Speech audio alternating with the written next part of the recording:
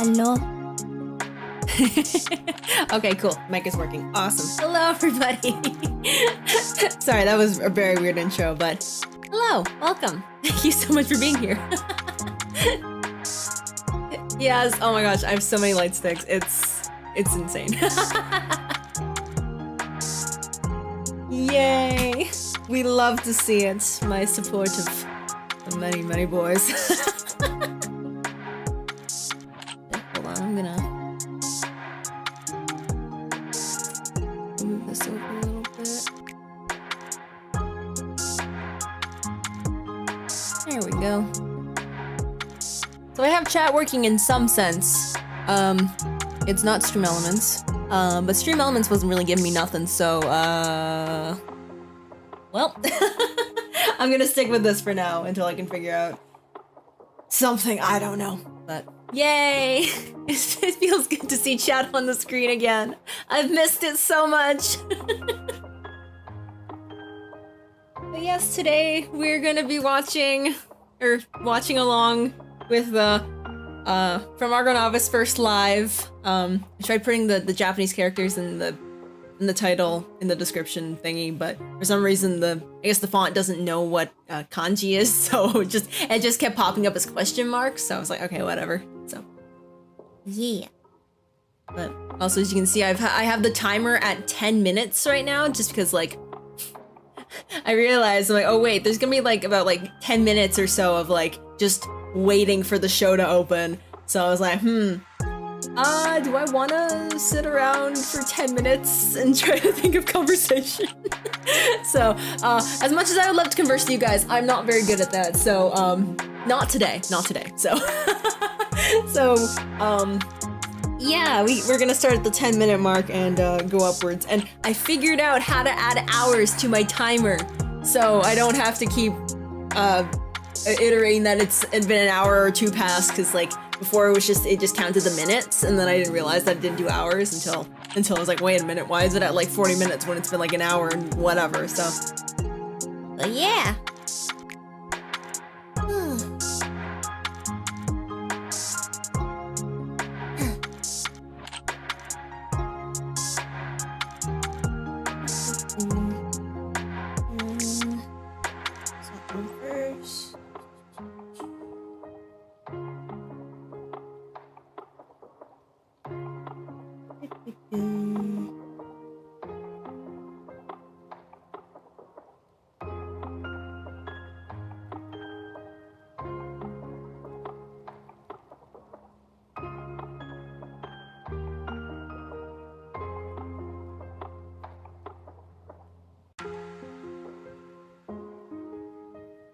Alright. Cool.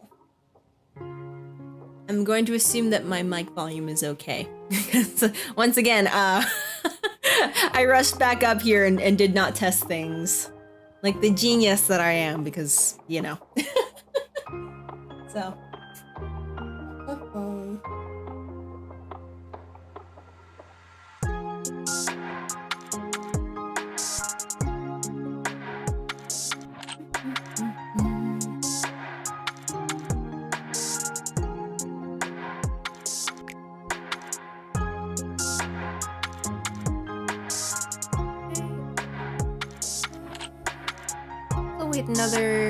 I'll wait until it's been about 7 minutes, and then once it's the 7-minute mark, we shall begin. Yay. Oh gosh, I'm like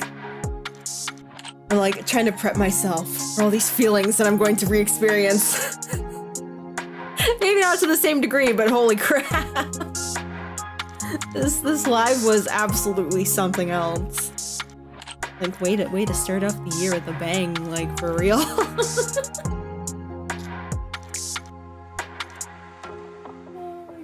And I'm excited to see all the backing band members again. Like, oh my gosh. Like, I knew they were coming, but like, oh, they're all so good. They look so cute. And just, oh my gosh. Like, I love them.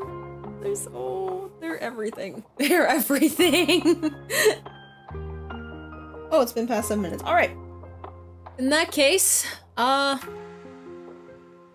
let's let's start this. Oh no, I don't want to connect to my laptop.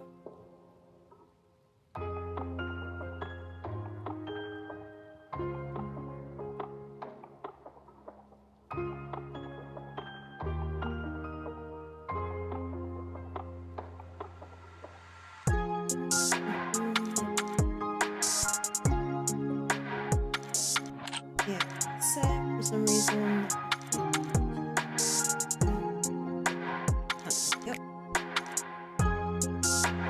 All right. So if we're all ready to start. Yes, we do our lives to the support members for real, for real. Oh my gosh, they really bring it like the bands to life. Ah! They just make me so happy. They just the costumes and the wigs and just the way that they like, you know, move on stage. Oh my gosh, it's just all so perfect, so perfect. All right, so without further ado, let us begin in 3, 2, 1, start.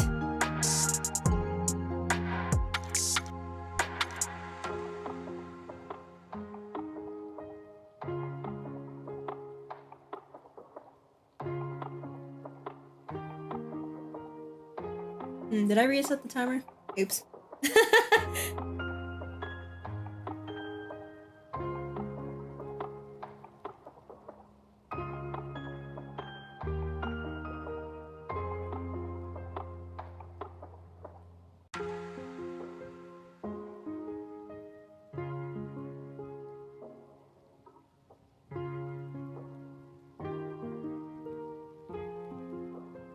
Oh well, I'm just gonna roll with it.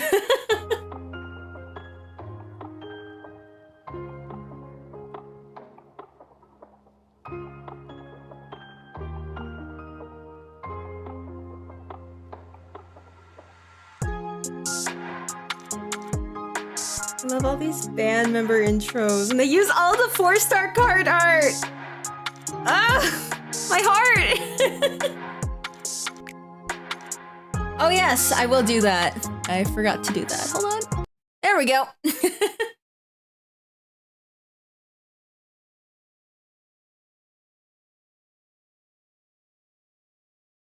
I'm like so excited to watch the live, I forget about like literally all the other settings.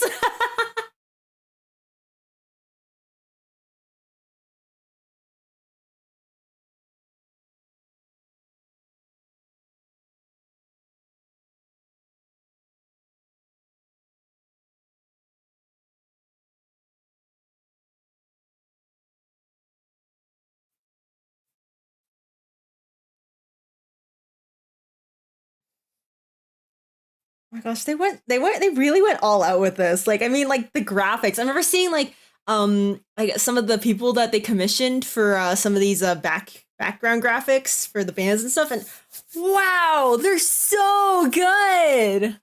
Like, my gosh, they really went for it. Beginning of the year, knocking it right out of the park. I also really like how they reversed like the order from the cover fest, since they ended with Fujinizing and now they're starting with Fujinizing. And honestly, I couldn't think of a better way to like open the show than with Fudai. Like, just to get the audience like hyped and like literally jumping. Like, come on, that's awesome. Absolutely epic.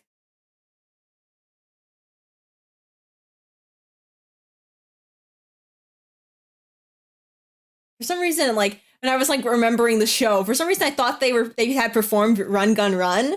I'm like, no, that was LR Fest 2020. They didn't perform Run Gun Run here.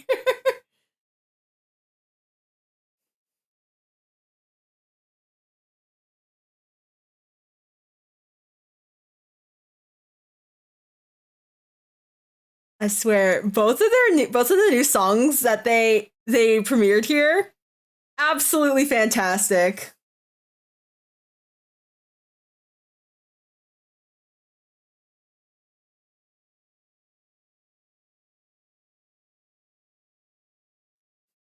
My favorite part is just like, you know, Ali being there.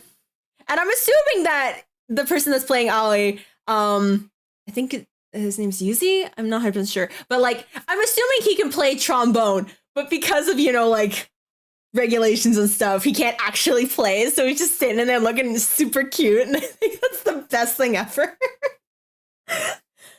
Oh, and all the debates when everyone was like, okay, is he actually playing trombone or is he just like pretending? We couldn't tell. And then that part and during the cover fest where like the saxophone started playing and we just see him kind of pretending to play. It's like, oh, okay, yeah, no, he's not actually playing.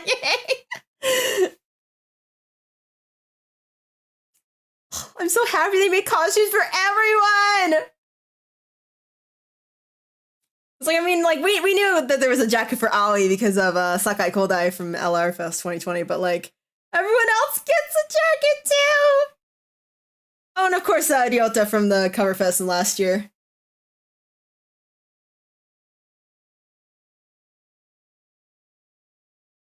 You know, I am actually excited for Aoi to like actually play trombone live. That would be absolutely epic.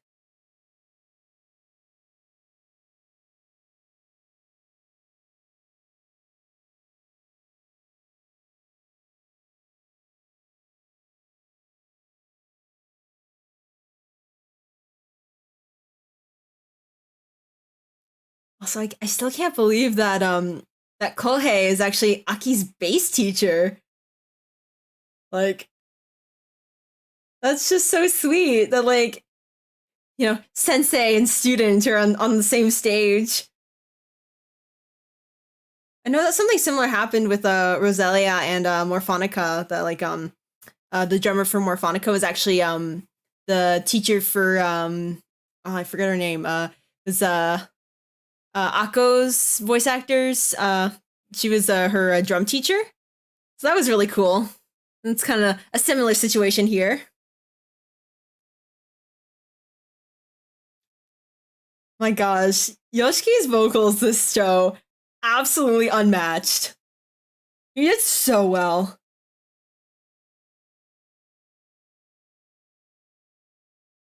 I mean, everybody did really well, but like, I mean, Yoshiki especially because like, Fudai songs are like, they're very, very. What's the word I'm looking for? Energetic. There's a lot that goes into a Fudai song. Oh yeah, Neguchi. Yeah. That's her name. Okay.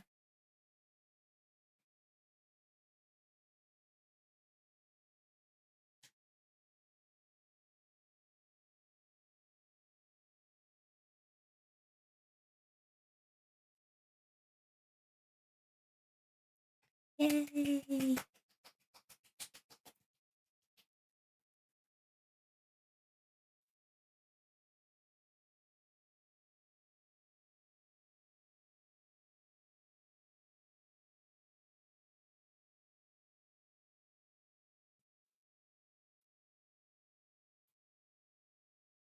I think it's like impossible to watch Fujinizing and like not be like smiling.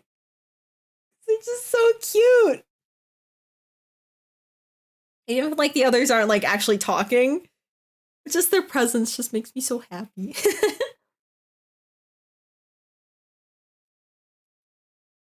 Yay.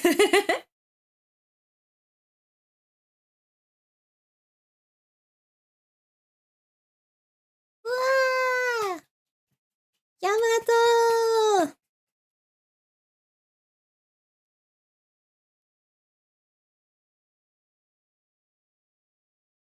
Dang! Oh my gosh!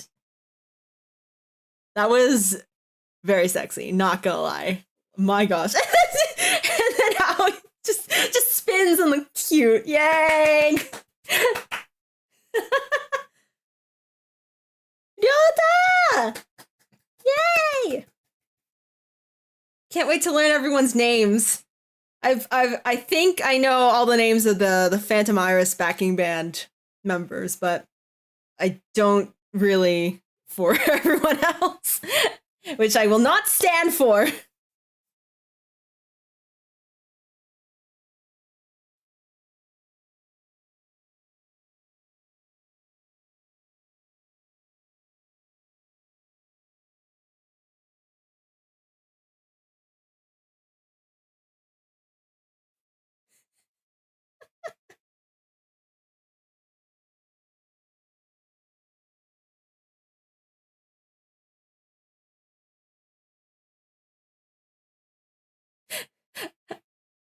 I still don't understand like too much Japanese, but I think here he's like totally going off the set list that they originally planned. Like, let's go with that song, that song. And they're just like, seriously?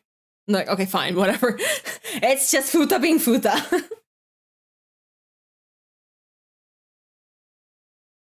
Yeah! I love rice!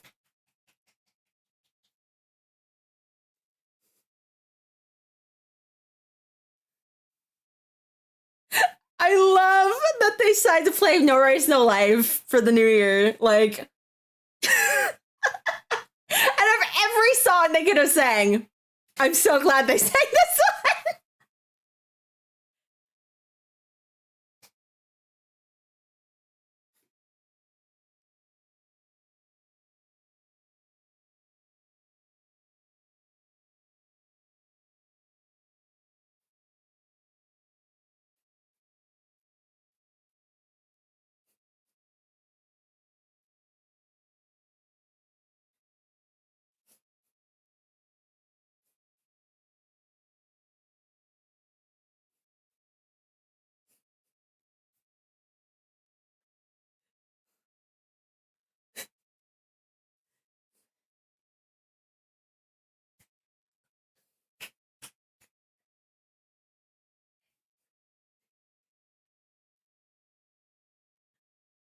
Only Fujin Rising could make a song about rice. So fun.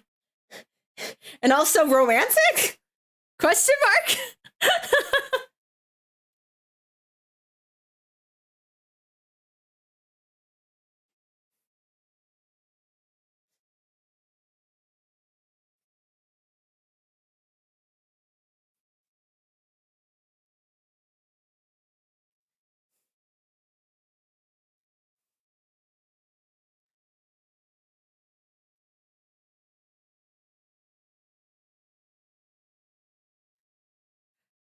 So whoever decided that Yoshiki needed a mic stand in this song, thank you. Just thank you. That was a fantastic choice.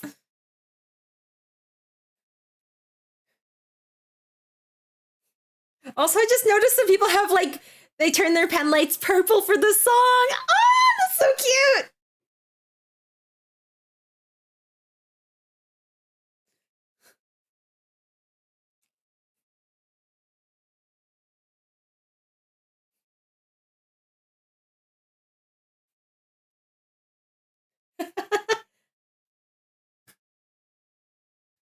Oh, here we go. This guitar solo! Pair with the rice wrap.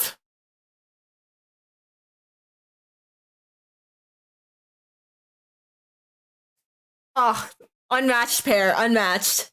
So good.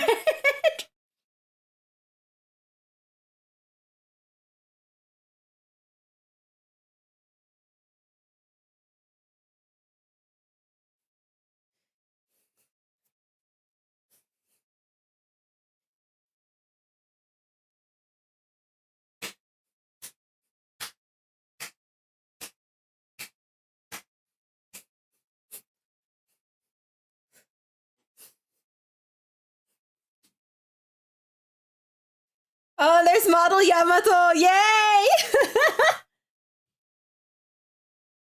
Actually, I soloed that card. Or did I solo that card? I can't remember. I think I got him in like at least one pull, or I soloed him. I was like, I tried so hard to get him, I think, and then I just tried one more time, like later on, and then he just came. And I was like, really? You couldn't have come earlier? Or is that something else? Actually, I don't remember. I don't know. Either way, I have one copy of my model Yamato. What was I saying? Oh, this song! This song is so good. Jump, jump!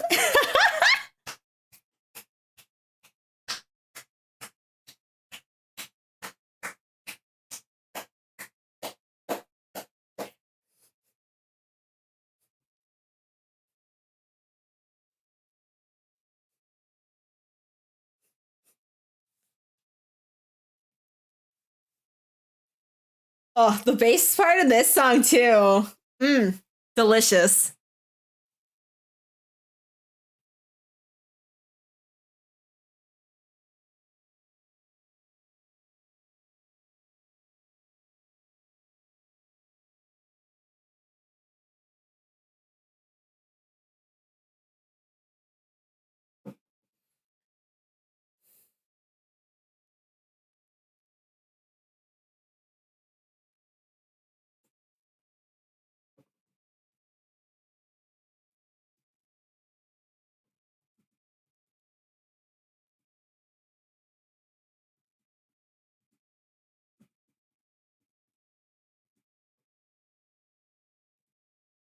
I'm just like bouncing in my seat right now. It's just.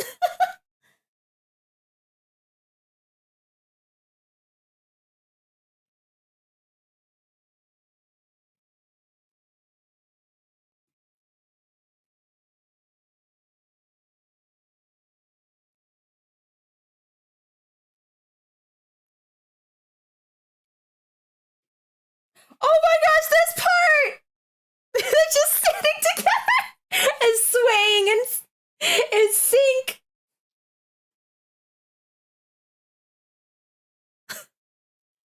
They're so cute.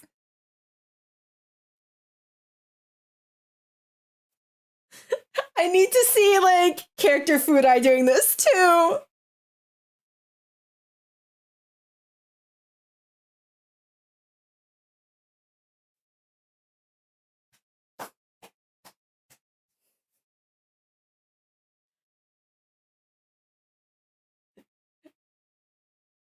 If like, rest in peace, double A side. But if this was like an MV and they put that part in, just doing that with all of your faves together, oh my gosh, that would be unmatched. Absolutely unmatched. I would cry.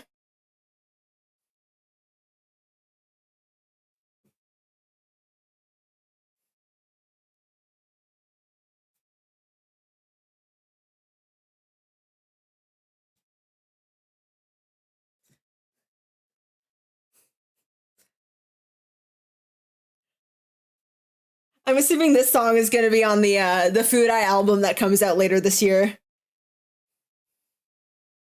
I can't believe every band is getting a freaking album this year. Like Gyro with their mini album in February, and then Argo with Cyan in the middle of the year, and then Phantom Iris and Fusionizing and Epsilon Phi sometime in the future. Like my gosh, my wallet can't handle this.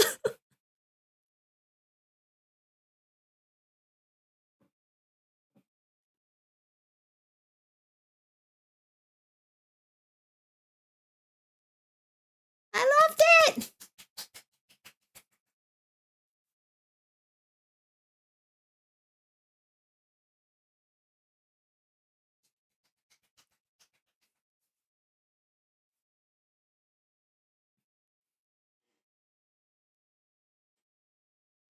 I'm so sad that they only did 4 songs per band. I mean, obviously, if they did more than 4 songs, it would be a very long concert. Not that I would mind, though. Not that I would mind. But, you know, run times and stuff. And I don't think the Seiyus would be able to handle more than, at least at this point in time, more than like 4 songs of just being like, let's go, go, go, go.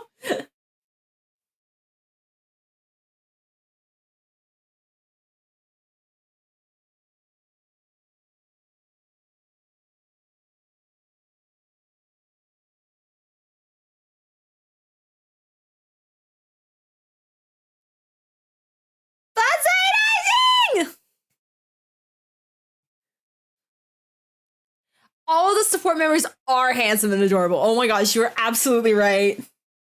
However they did the audition process, thank you to literally every staff member who worked on the audition process for this, because they did so well. Everyone is an amazing pick. I love it. Absolutely love it. Banzai Rising. Also, I love the pictures with what's it?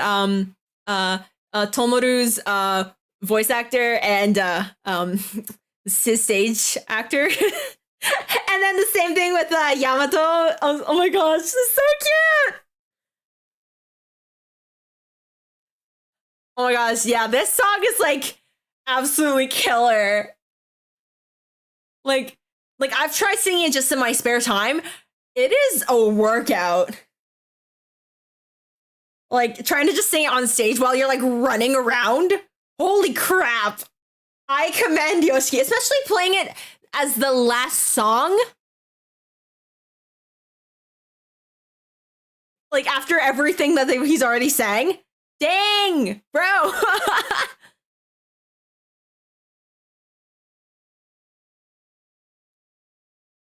Yeah, I heard that they fanboyed with over each other so much, which is adorable.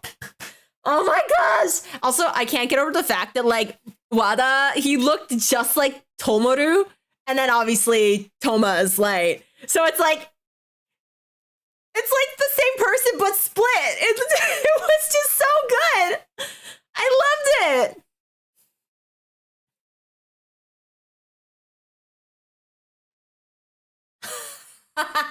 Of course. Like Kotan is like Sato fan #1. My gosh. They're just so cute.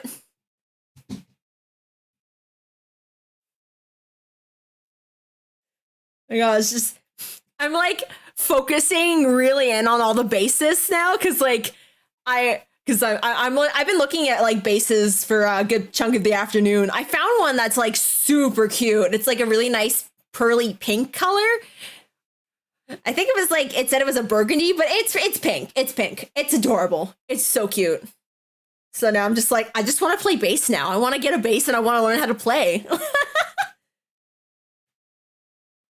I want to play as well as this Kohei. Like, dang, bro.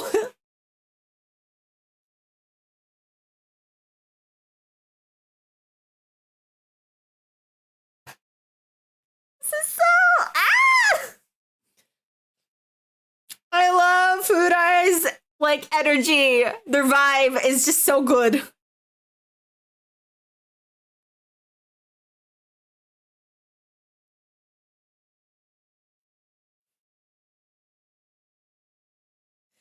I love this part. He's just tired. He's like, I think he said something along the lines of like can I hear the voices of everyone's hearts or something like that? I don't know. Forgive me if that was completely wrong, but like, if we could all sing along, we would be at this moment. So, for the future.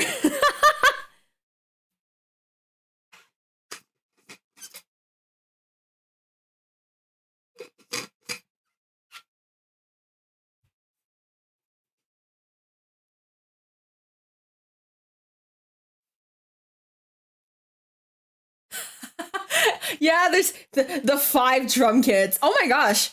Sorry, I just gotta look at this, like the whole audience view. I forgot that there was like the 2 levels after like the floor level, which I mean, obviously, yeah, that's pretty standard for a theater, but like, I forgot. It's just like, that place looks completely filled. I mean, as filled as regulations will allow it, but like, oh my gosh. Oh, that makes me happy.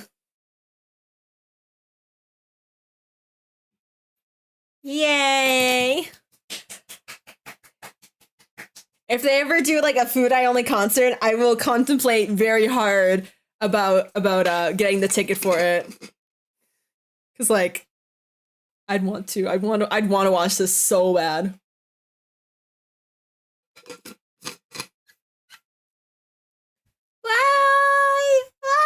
Don't go. Also, I love the Kohei actors. I love his bass. It looks so nice.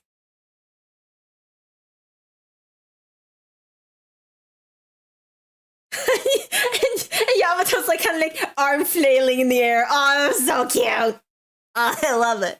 I love it. Oh, and next we have Pepsi-Fi. Yeah, like they're yeah. I was gonna say something and then like all my words just left my brain. Yeah, this Epsi was so good.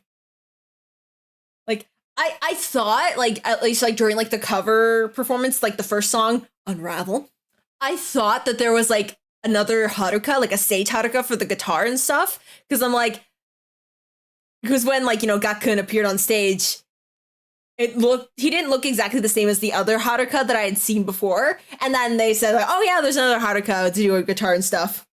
So I guess since he wasn't on stage, maybe he was like playing backstage or something. I could believe that, but I don't know. I don't know. Also, can we talk about how Kanata in this band did like a couple like cover songs for Phantom Iris as Haru and is now officially part of the project. That is absolutely amazing. I love that. I absolutely love that.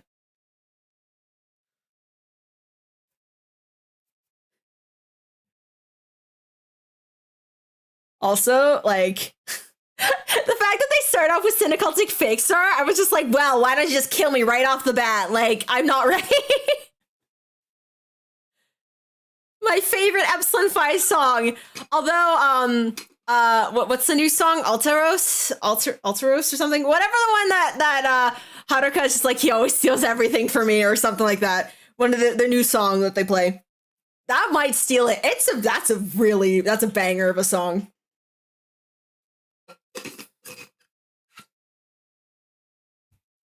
Yeah, Kohei, the guy that plays Kohei is Aki's bass teacher, which is so cute. I love that. I saw them take like a selfie together, and I was like, oh, that's an interesting maybe they know each other and stuff. And then I saw what it translates to. I'm like, oh my gosh, that's so sweet.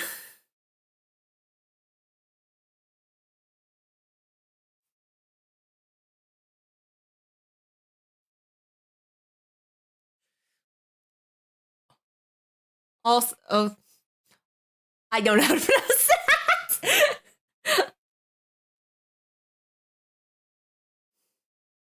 Like, it doesn't even look that hard to pronounce, so like, I don't know what's wrong with me.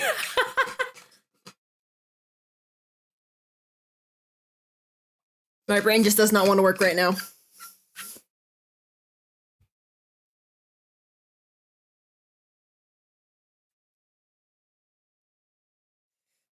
Also, whoever's playing Tadami, extra fluffy, so cute.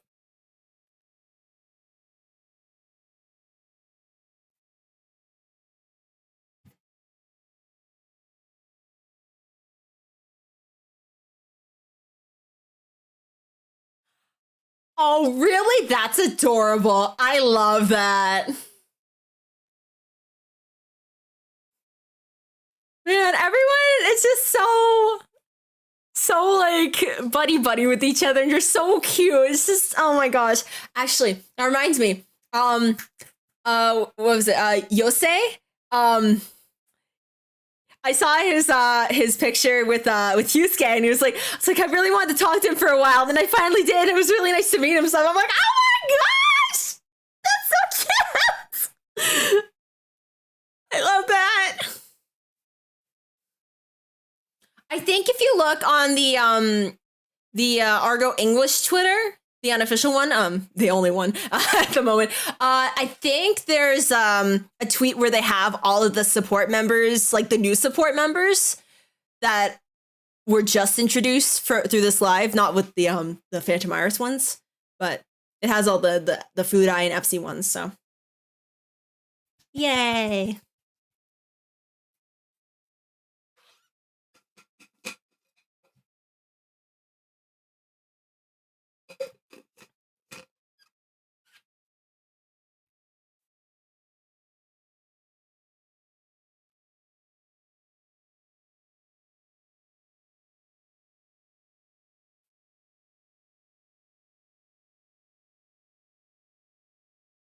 Also, Yuki's hair! I'm pretty sure it's probably a wig, but I don't care. It's so cute. And I was just like, I think I have a wig that's like almost exactly like this. Apart from like the pink undercolor. It's that exact same color. And then what they do in Gaku's hair, I'm gonna cry. So just, oh, my heart. I love it. I love it.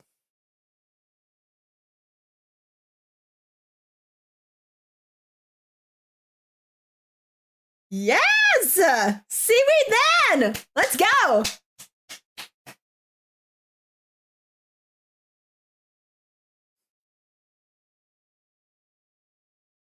So good! Oh my gosh! And of course, I haven't spoken enough about Deiji at all. Like, dang! Remember they chose for Deiji? Good job. Good job. Very good job. He's very handsome. He's very cute. Everyone MC is just, oh my gosh, I want to cry. They're so cute.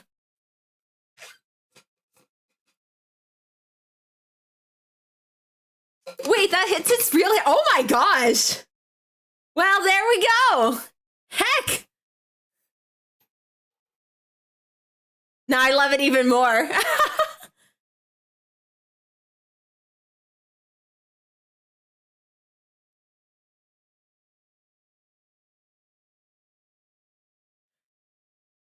Man, vocalists really going all the way for their character with their hair. My God, I absolutely love it.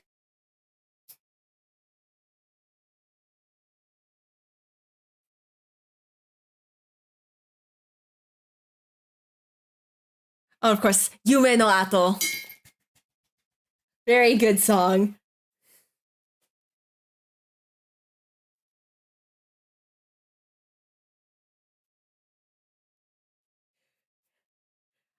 Also, I'm really happy that this was like Gakun's like first like live with Argonavis. So I mean, obviously, like I would have wanted him to like come in like way sooner, like for like LRFest 2020. I was really sad when he wasn't there, but I mean, along with this being like the sort of like rebirth, restart of the project, I think it just makes him being here even more special. So I'm very glad for that. And also like Yuki's improvement, like he was good during LRFest 2020, but like here during this show, holy crap, he hits those high notes so well. And he's got like more like power behind his voice too and control. I love it. I'm so happy to see this growth for him.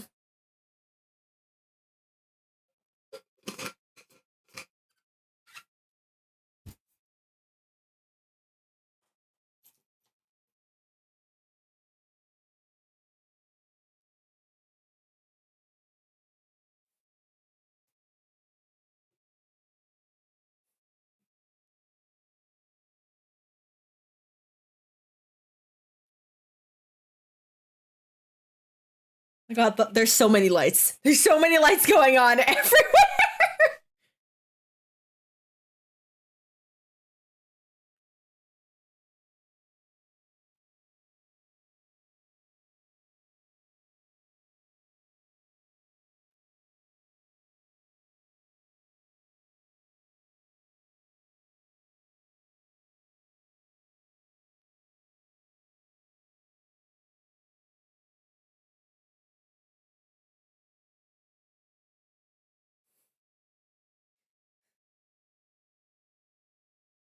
Now I'm wondering how like difficult it is to play a 5-string bass.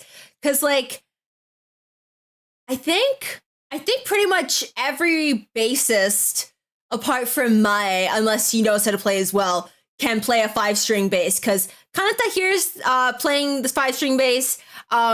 The Kohei was only playing a 4-string, but he taught Aki, so I'm going to assume he also knows how to play 5-string, and then Aki also plays 5-string.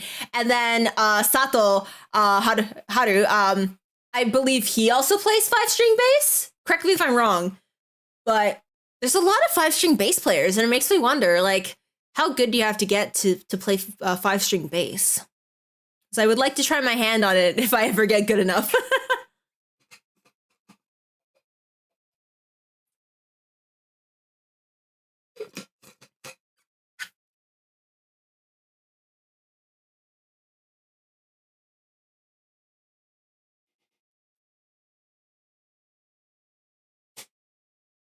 Oh, we're coming up to the new song.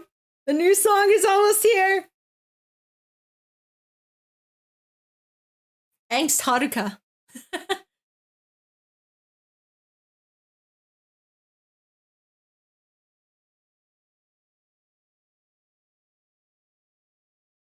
The fact that just Gaku just goes to the ground and just like, what is he doing?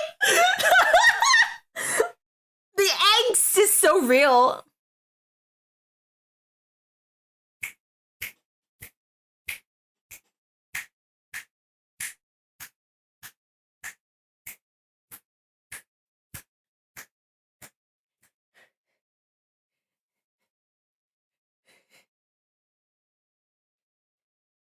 Oh, I just realized, Keep Out Boys, shoes card was in the background. That's cute.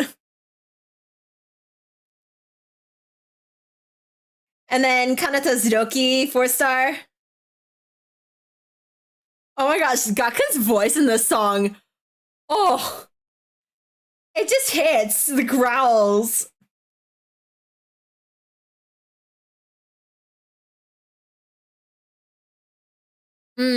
Yeah, I figured that'd probably be the case. Interesting, though. Aren't there, like, 6-string basses, too? I know they're not as common, but, like... I think I saw one in passing when I was doing my research today, so... That's wild. I also learned that acoustic basses are a thing. Which I guess I shouldn't be too surprised, because, like, you know, if there's acoustic guitar, there's probably going to be an acoustic bass, but, like, I'd never seen one up until, like, today, so...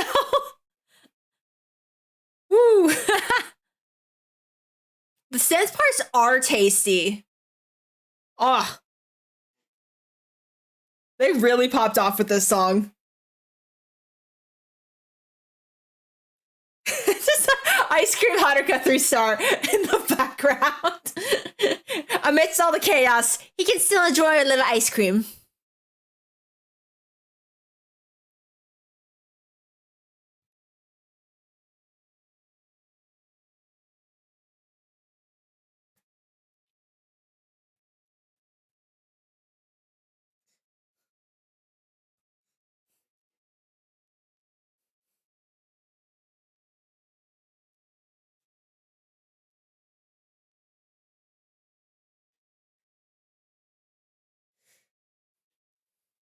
So I'm wondering, this song obviously is like a Haruka like central focus song, but does that also mean that like Shu is considered to be more like the kind of like second vocal in this particular song, and that like Haruka's like the main vocal?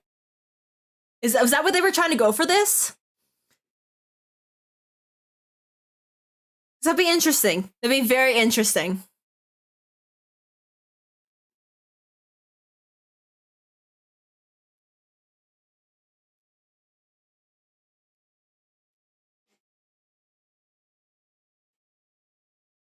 Yeah, play it again. I'm definitely gonna listen to this again after the stream's over.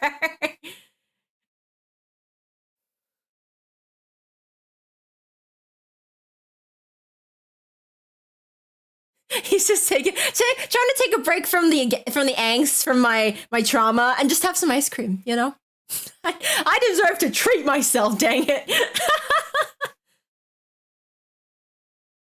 Yeah, that'd be interesting to see if there's like what kind of lore they have for this song in Double A Side 2, Electric Boogaloo, or whatever they decide to call it.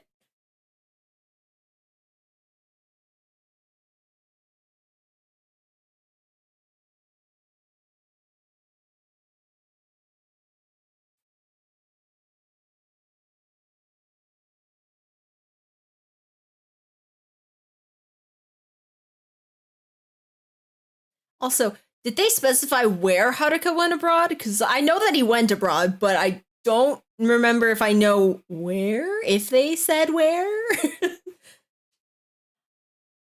I'm assuming it's probably somewhere like America or maybe the UK or something, or maybe somewhere else that I just didn't think of, but like, yeah, I don't know. I don't have any concrete information in my brain as of right now.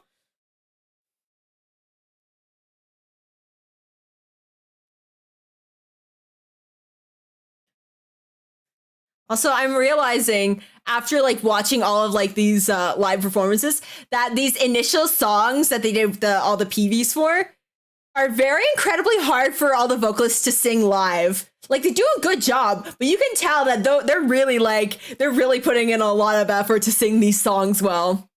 Because like, you know, Yoshiki, that's just a lot of like energy and like endurance he has to do. And for this song, for Hikari no Akuma, it's very high. It's incredibly high for both of them.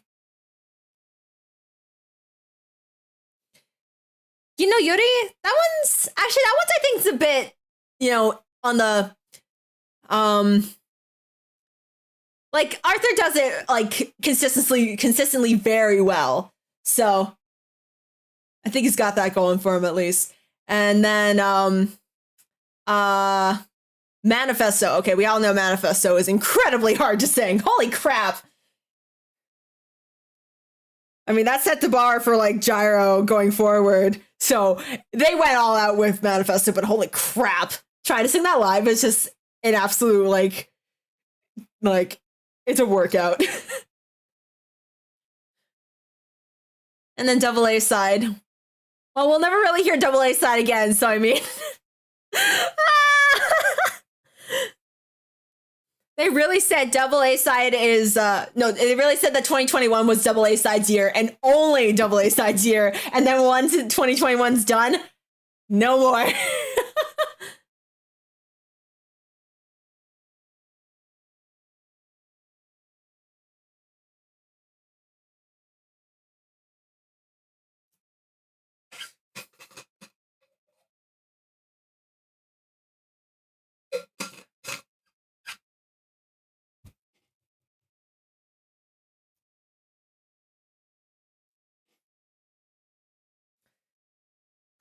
Yeah, I really want to listen to like the studio version of like all the new songs. This is basically just being like, do I really want to buy 5 albums this year? Because I'm tempted to at this point.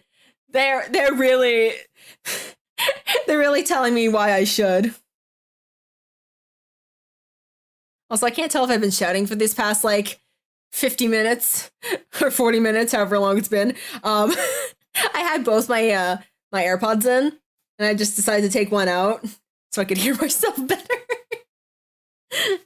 Oh, I should have done that from the beginning, but oops. Oh well. Our money really do be flying away, my god. This is why we need more people to get into ARGONAVIS, so we don't have to keep buying everything ourselves. We can have more people share the burden of buying all these albums with us.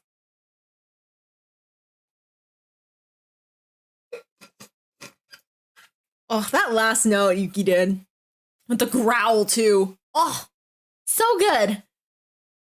Like, he has improved so much since 2020. I was so happy.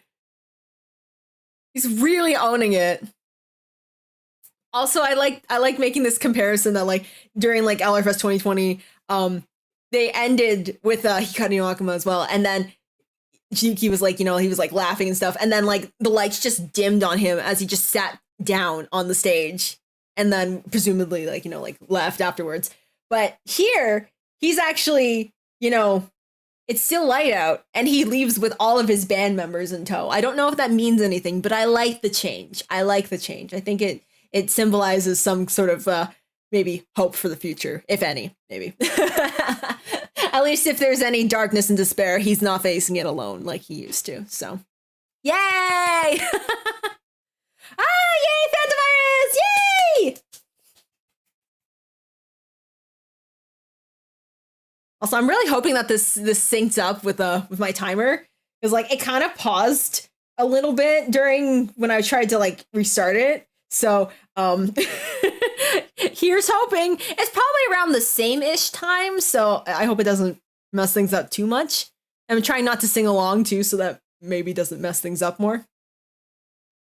Oh, them starting out with Hitsugi no Naka no Serabi! Or did I say that right? I don't even know. Hitsugi no Naka Serabi. I think that's the name of it.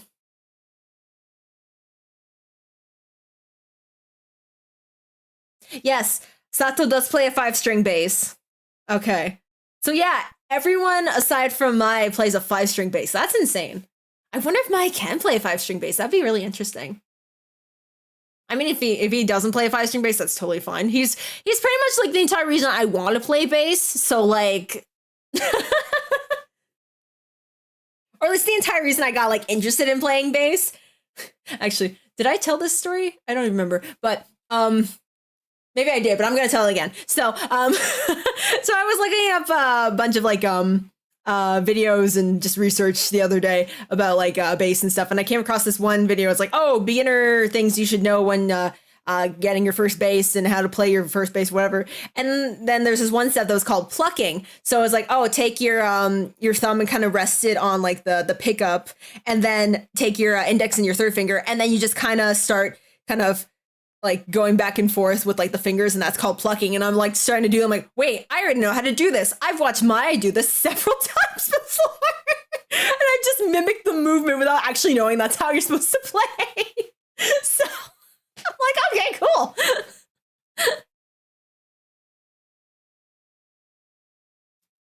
Zach Bug! That's right! Zach Bug is real! I love it!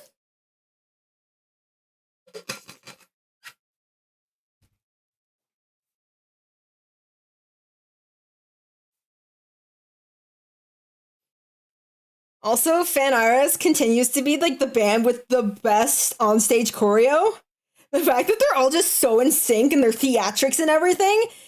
Oh, the taste is unreal. They no one does it like them, for real. I'm so happy with everything they do on stage.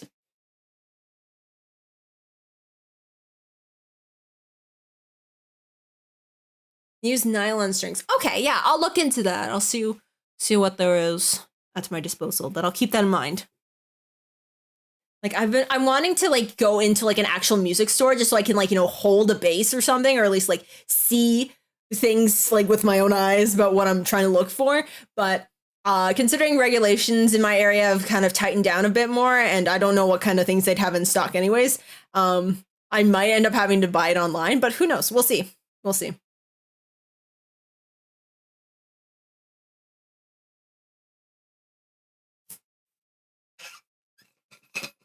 Yes, if and when I do finally get a bass, I would love to do like a bass playing stream, or a bass trying to figure out stream. I think that'd be fun.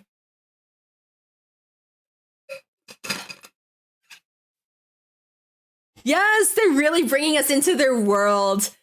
I love it.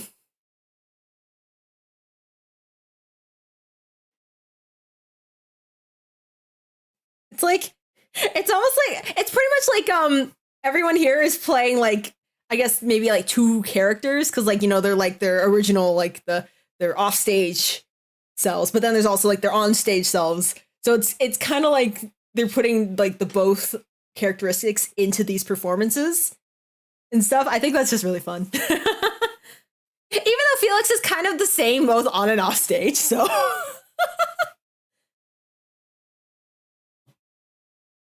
Hello! Oh my gosh. The fact that Arthur went extension free in this live, we stand a king. Oh my gosh.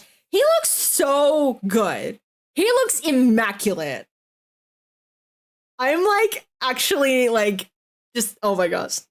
He's so pretty. I want to weep. Oh, hello. Welcome. Thank you so much for joining.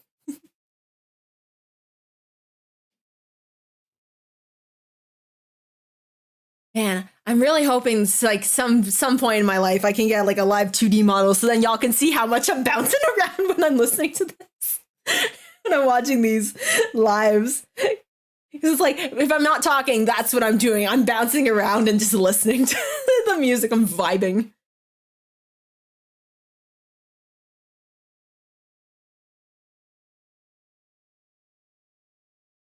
And these intros, the guitarists, Yose and Toma, they're so good. And then Sato, Queen, we stan.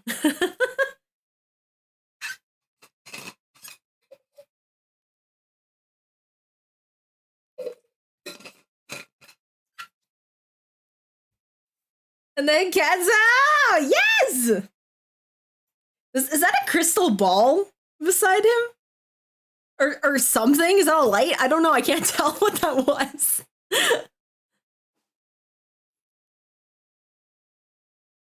Hi, Felix! Hello! King! Vampire Lord! Yeah, oh my gosh, you're right! He's like, okay, I'm just gonna drums. That's it. Don't look at me. Poor thing. Aw. Sweetheart. Okay, who did his makeup? Did someone like ever mention who did Arthur's makeup? Because I want to know. I want to thank them personally.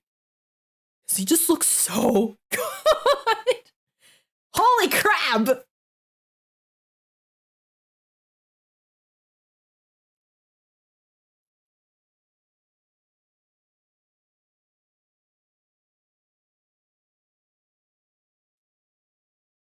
Oh my god, the PV playing in the background. Ah! Speaking of PVs, I can't believe the only PV we ever got in AA side was not Manifesto, Scatter. The only PV we ever got. Man.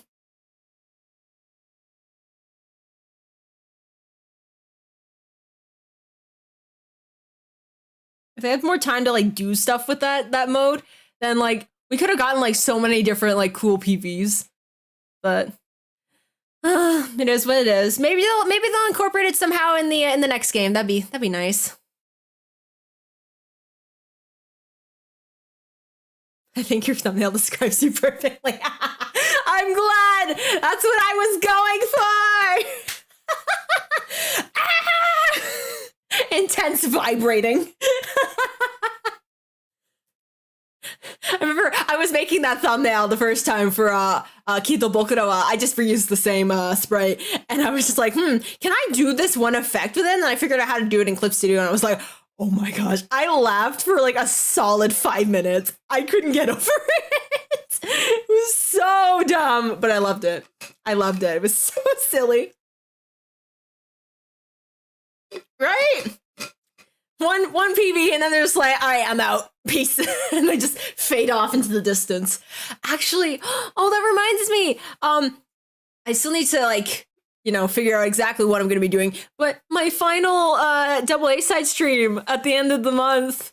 Oh, I'm not ready. I'm not ready. I'm not ready. I'm not ready. I'm not ready. Playing AA side for a final time before it. Oh man. I hope y'all come out and wish it a final farewell before we, look to the future. It'll be really nice. Like, I'm not gonna count on this, but like, it'd be really nice if like, the day after, like in the weeks coming after AA side finally like closes, that they start giving out like little bits of information about like the new game, if they have any. Like, I'm not counting on it like right away, but like, I'm always dreaming. I'm always hoping for stuff. Especially since like Argo Co Ltd, they will be starting up the next day, which will be super cool.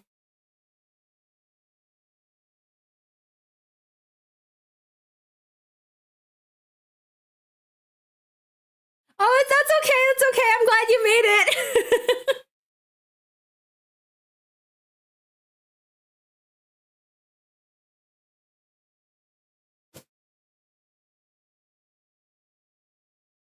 Oh, here we go.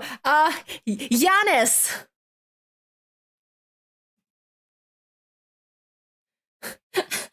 I will no longer call it Giannis. It's Giannis.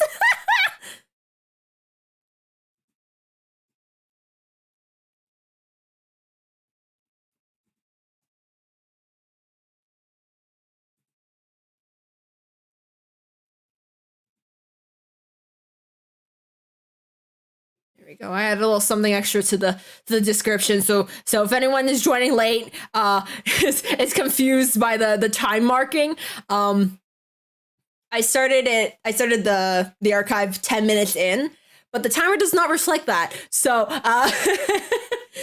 just just to let you know, if you're trying to catch up and you're like, wait, this is not the part where I'm at or whatever Stories is talking about, I don't understand. That's why.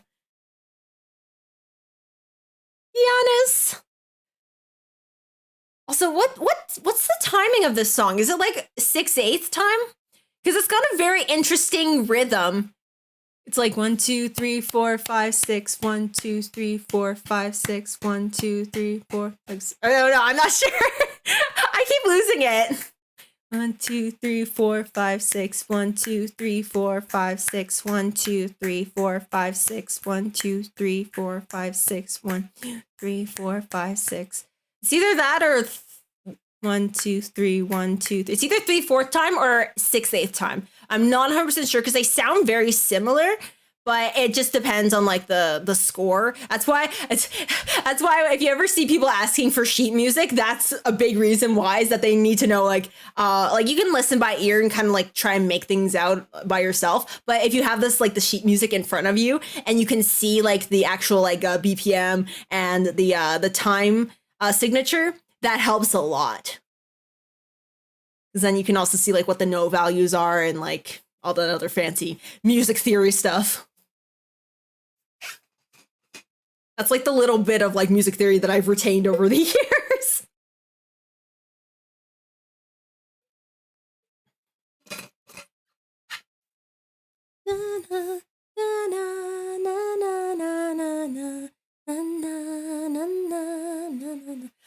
I hope this song is on Phantom Iris's album. If it is, with like Un Miseria, I might just purchase it. Maybe. We'll see. We'll see.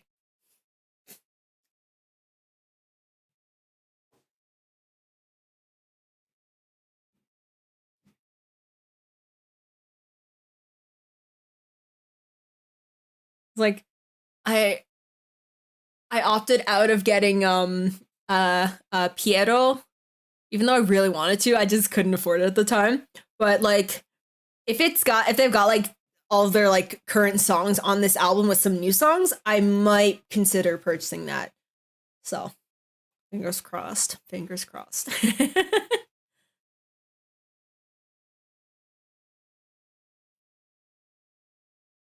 Also, when are they like releasing more like another cover album or cover albums, whatever they decide to do? I wonder if they're gonna stick with like the format the 2 album format for cover songs, or if they'll go into like one big cover album, or maybe they'll like even separate off into more. Because I don't know. I don't really know how many cover songs they have at the moment or how many they have recorded and are planning to release.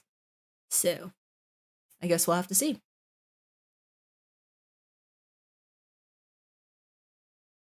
But that just means there's more opportunities. If that is the case, there's more opportunities for a Forbidden Starlight Parade version 2.0. Which is honestly kind of funny to think about. Not gonna lie, when that first happened, I was kind of upset just because of like all the other things that were kind of like all the other little hiccups that were going on, and then that happened. I was just like, really, like what is happening? But now that everything's kind of smoothed itself out, I think it's so funny what happened. We have our own forbidden something or other. It's wine time. Let's go.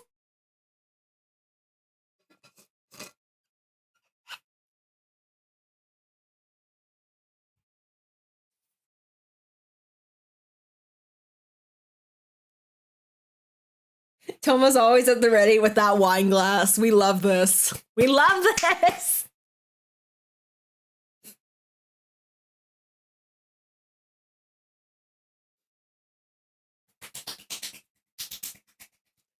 Oh, the entire area is like full of purple. I love it.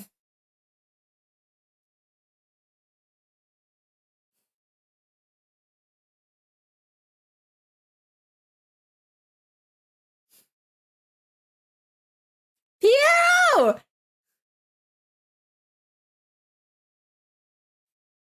Oh my god, this song. This song!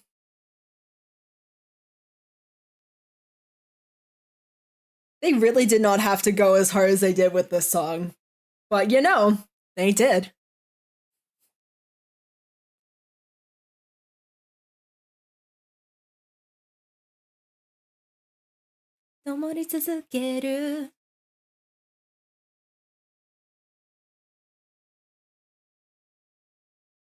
Oh, yeah, for sure. For sure.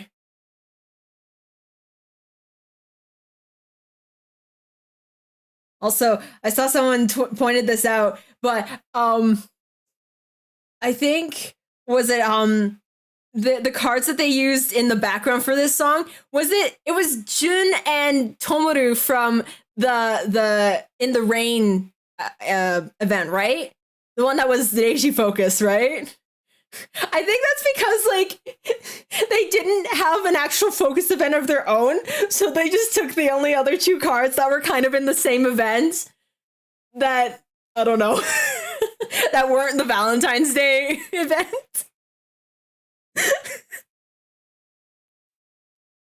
Yeah, there it is. There's In the Rain. Was it called In the Rain? I don't remember. It was the it was the Unravel cover song event, right? So I find it very funny that like they have those cards, but it wasn't even their event. Yay! My favorite lyric. Yay. Yay.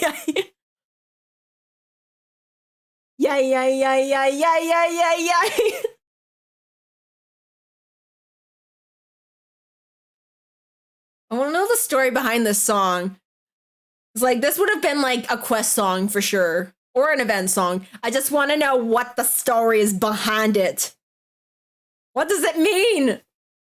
Well, I mean, it's got like very obvious things about jealousy and marriage. But I want to know how it connects with each other. And why it seems to involve Tomoru and Jin. I want to know all the details. I think we all want to know all the details. Deceptive smile!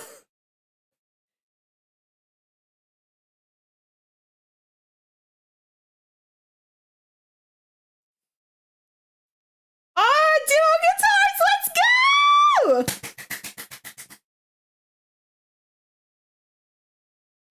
Look at this! Ah! Oh my gosh! We love to see it. Look at this! Oh my gosh, those boots though. Yose's boots. Holy crap. I love that.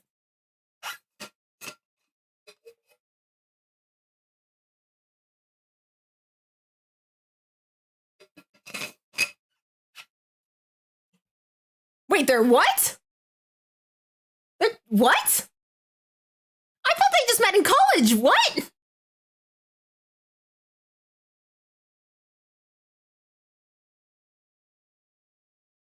I thought they met in university. What? Oh, yay! We hit the 1 hour mark and it changed. Yay! Thank goodness. I was worried that it wasn't gonna work. I know I saw something about like Tomoru and Felix met when they were younger, but like that's all I know. So,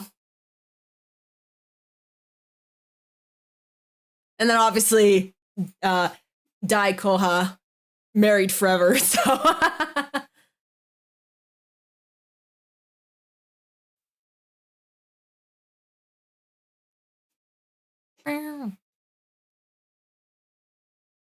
Piero forever! I love this. Oh my gosh, it's also just spitting. Oh my god. Love it. Stage Phantom Hours is an entire experience. I love it. I love them.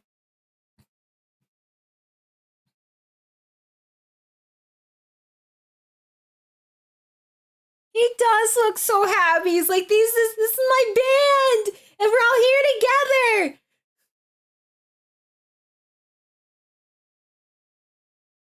Ah!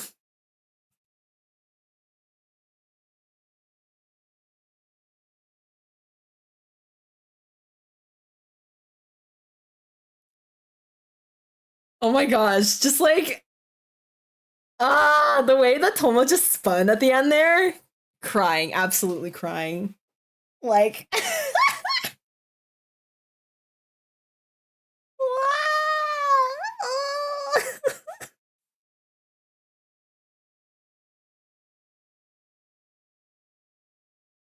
so cute. Everyone's and then they use these little run up stage. It's like, oh, I gotta hurry. I love it. It was. Oh my gosh, he put in so much into that spin and just like stopped perfectly and like kind of like threw his head back a little bit. And it's just like, yes, I just did that because I'm light. Oh my gosh. Oh, it's gyro time! Gyro time! Oh my gosh, yes, bring back the floppy ears. Bring back the floppy ears!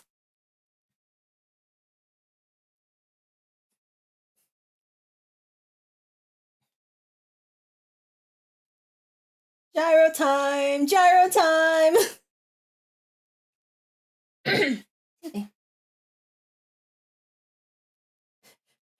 And they start off with the I hate my dad song.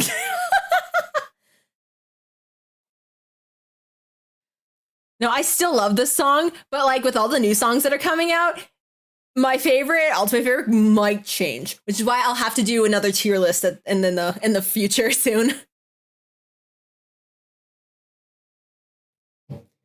Okay, I just want to say, I think something's wrong with Ogajin's mic. He sounds really muffled, and it makes me so mad. Just like, change his microphone! What are you guys doing?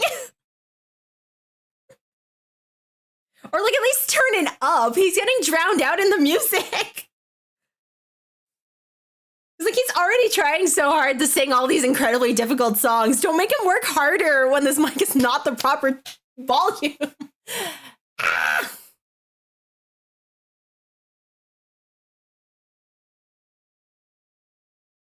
Oh, Break It Down is so good. I love that song too.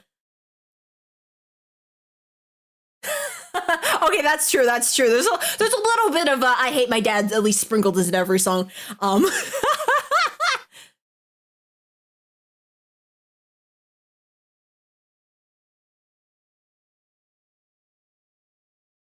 Okay, the camera work during like all of this has been really, really good.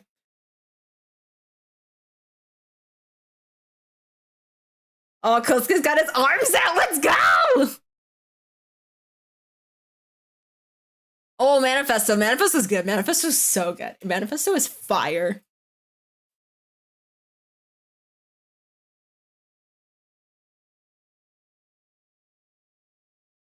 It's like, I mean, like, back to like Ogajin's mic. It's like he's doing really good, but it feels like it almost sounds like he's struggling a little bit to be heard over the music along with actually singing the song.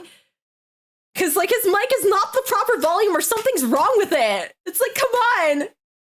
A vocalist should not be fighting with this equipment. That just makes everything harder.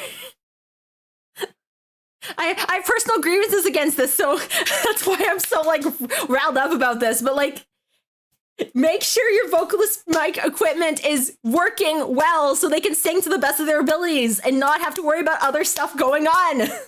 My gosh.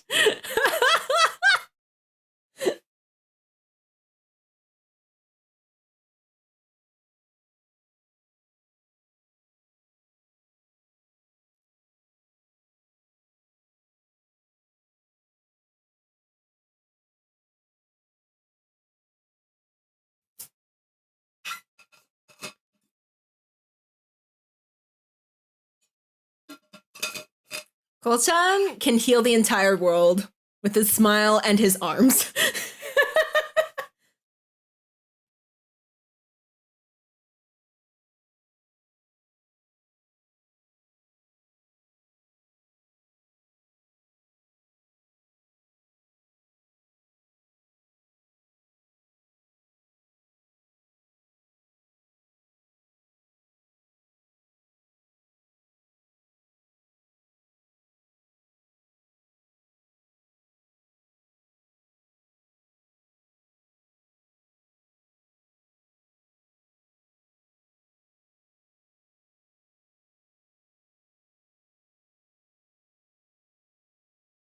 Like, I love how they just keep going with the songs. There's no pausing, no waiting for anything. They just go right into the next song.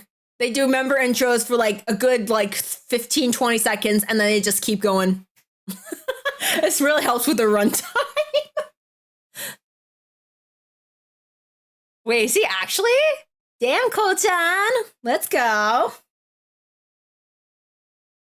Man, the age range in Gyro, it's pretty wide because like you got like, you know, guys in like their 30s, and then you got guys in their like mid 20s, and then there's Mano, who's the youngest member of the cast, I believe. Correct me if I'm wrong.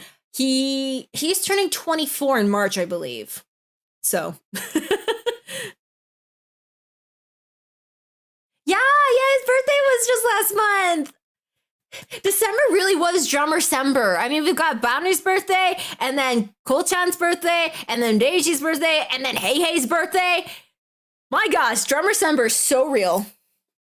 So real. He is so baby! It also makes me think, oh man, what am I doing with my life? He's out here in a rock band being signed by Universal, and I'm just sitting here. I gotta step it up, man. And actually, on the topic of birthdays, I believe the person that plays Kanata, I think their name is Menma. Their birthday is actually later this month on the 24th, I believe, and I think they're turning 25. Correct me if I'm wrong, not sure, but they're also fairly young, and I'm just like, dang, I really gotta step it up. Subs. I gotta accomplish more with my life. That's why I'm also gonna pick up bass, so I can have more to say for myself.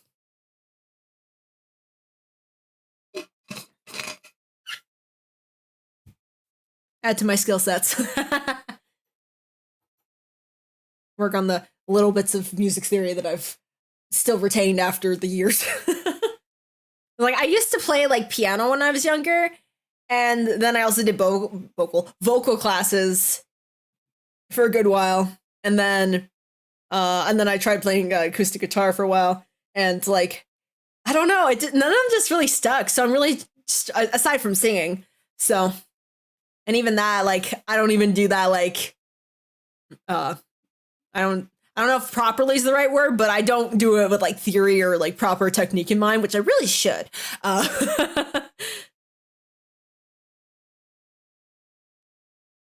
Yeah, I know Shinichi is at least like 31 or 32, I think. So he's like early 30s. And I don't know, for some reason I want to say Aki's like around the same age as Ogajin, because I think Ogajin's like 27 or turning 27 or something like that.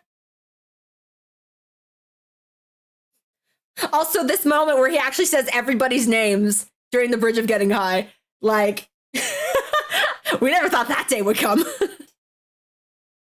Yeah, I don't know exactly everybody's ages, though.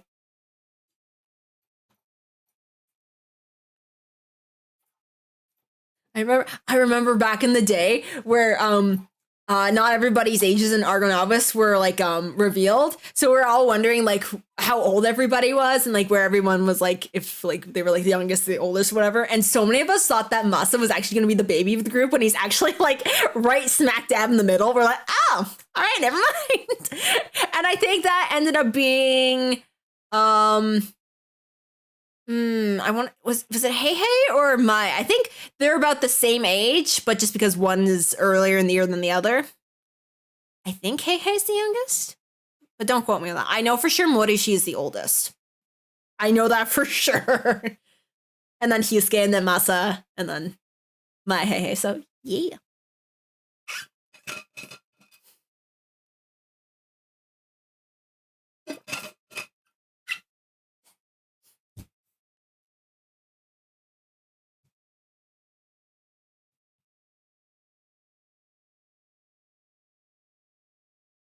Yeah, I just want to say everybody in this live, like, they really like 500% brought their A game. Like, maybe like their A plus game.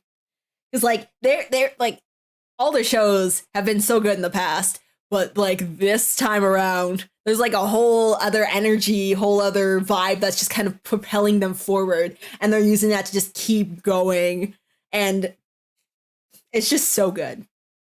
Absolutely amazing.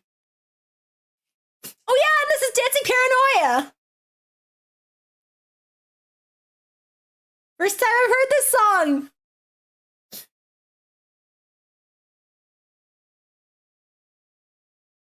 Wait, was this the song that was written by the Oral Cigarettes?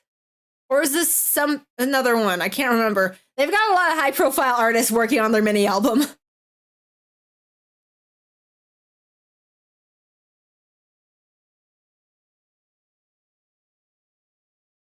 How can one band have so many bangers? I just want to ask. Like, this is not fair.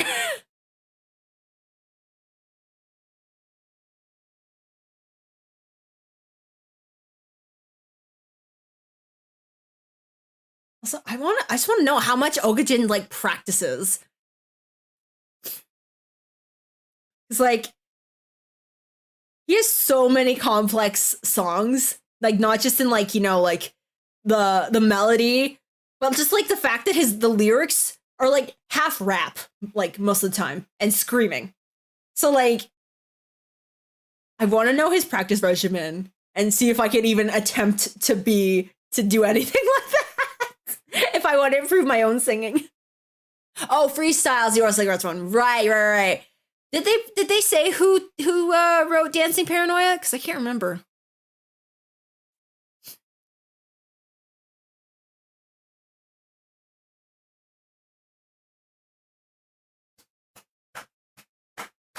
AAA battery power.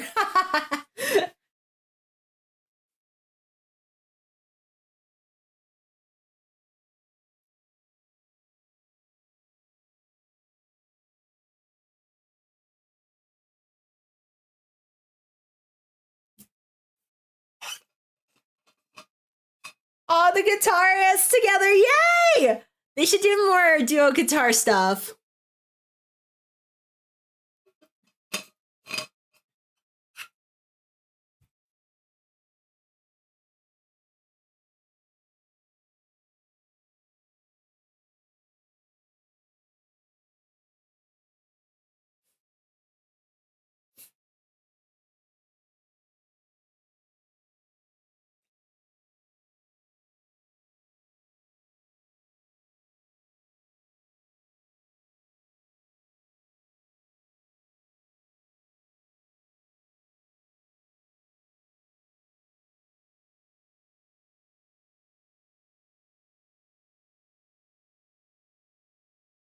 Dancing Paranoia is by someone named John Kanda.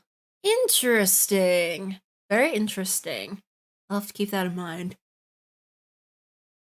I'm gonna search up if John Kanda's done anything else. Because he's certainly made a banger.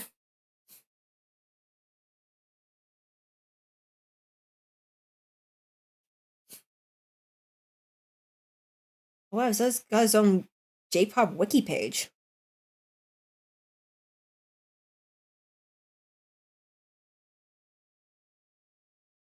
Oh, right! He's part of Penguin Research. That's what I was trying to remember. Right. Well, there we go. Dang. They really have a lot of like high profile people working on this album. My gosh. That's nuts. Also, he's a fellow Sagittarius. Let's go. Let's go.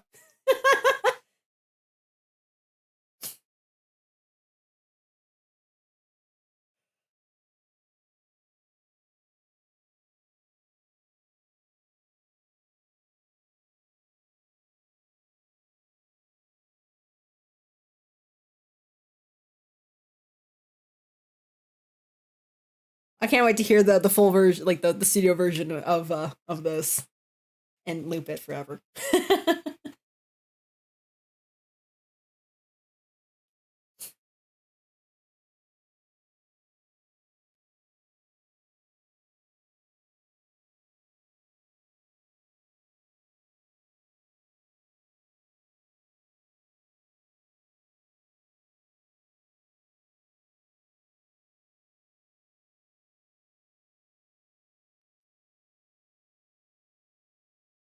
I like the little like red tips that Shinichi has on his hair. It's so cute.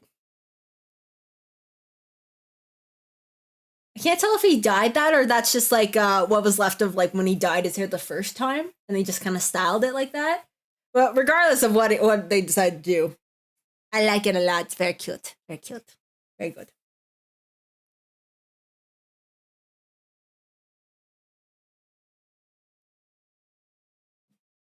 World is mine!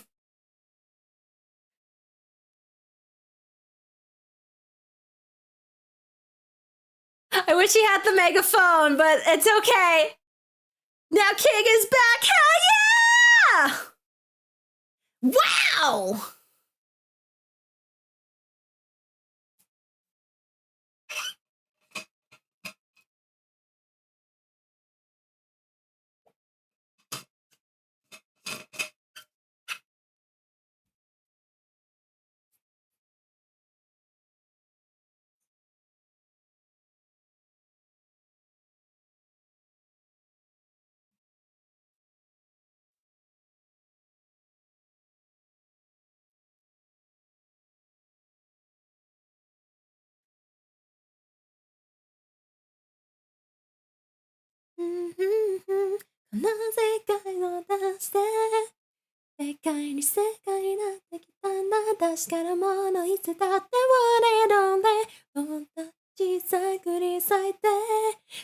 The world is mine!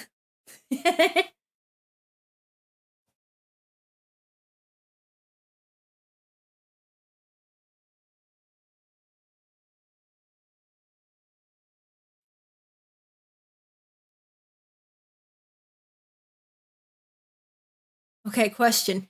Did they perform Hello during Hibana Chiru? Because, like, if they didn't, then this makes World is Mine the only song that they've, that Argo Pro has performed that drops the F-bomb. Which I absolutely love. I should do it more often. In my professional opinion, let them swear more. This adds a little flavor, a little dusting of something special, you know? Not excessive, but, you know, just every now and then. A little some.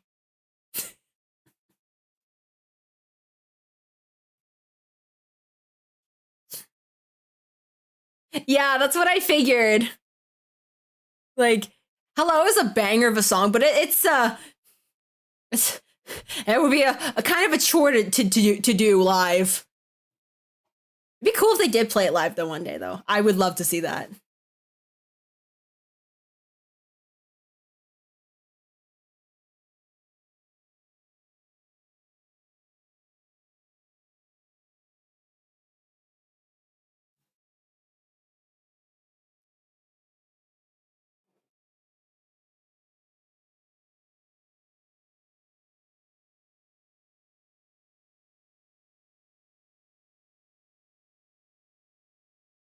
I find interesting though that like out of like, you know, every single song title they could have pulled for this album, they didn't use any of them. They just called the album One. I wonder why exactly they did that. It feels like a very interesting choice that they did, and the fact that like there wasn't even a song that was called One on the track at all. I'm kind of intrigued what they would have done if like One was actually going to be like an actual song.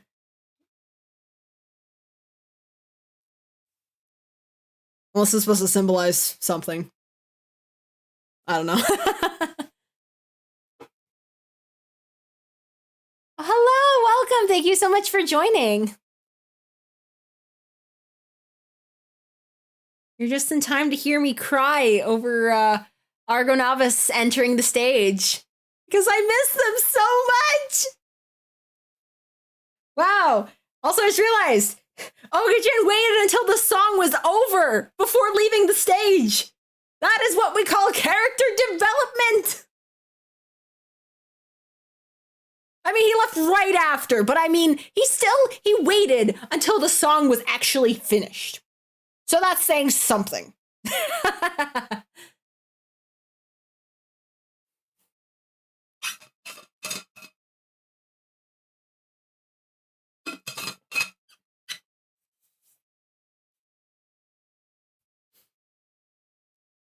Maybe he was like, oh, if I try to go leave the stage early again, someone's gonna stop me again. I don't feel like dealing with that. That was embarrassing the first time. I'm not going through that again.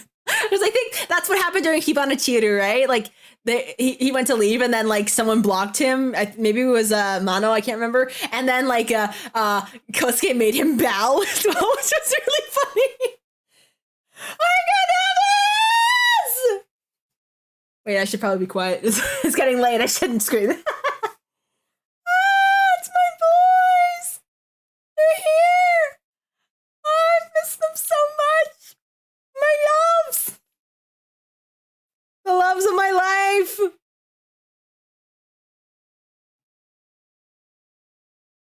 they started with Hoshi ga Hajimaru! Ah, look at that! Oh my gosh! I'm smiling like a freaking idiot right now. You have no idea. Oh my gosh! 広大な宇宙のほんのわずかなこと息遣いだ聞こえる僕を呼ぶようなきっかけなんて本当は何でもよかったんだな君が見つけた歌が寂しいのなんて今だけ君と僕とで作ろうかこの瞬間をもっと捕まえた先へとそして僕らの星が始まるかすかになってるその音が生きてる証1万光年先の銀河へ解き放って始まった物語そうさこんなところで諦める運命じゃないよね He does the hand reach out thing too! So cute!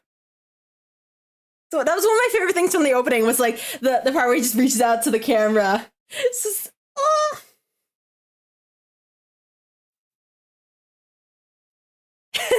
Yusuke doing the little conducting thing, so cute. Oh my pretty bass. Oh. Sir, you are the reason I'm looking for a bass right now. I wouldn't be as interested in bass as I am if it weren't for you. I'm so grateful.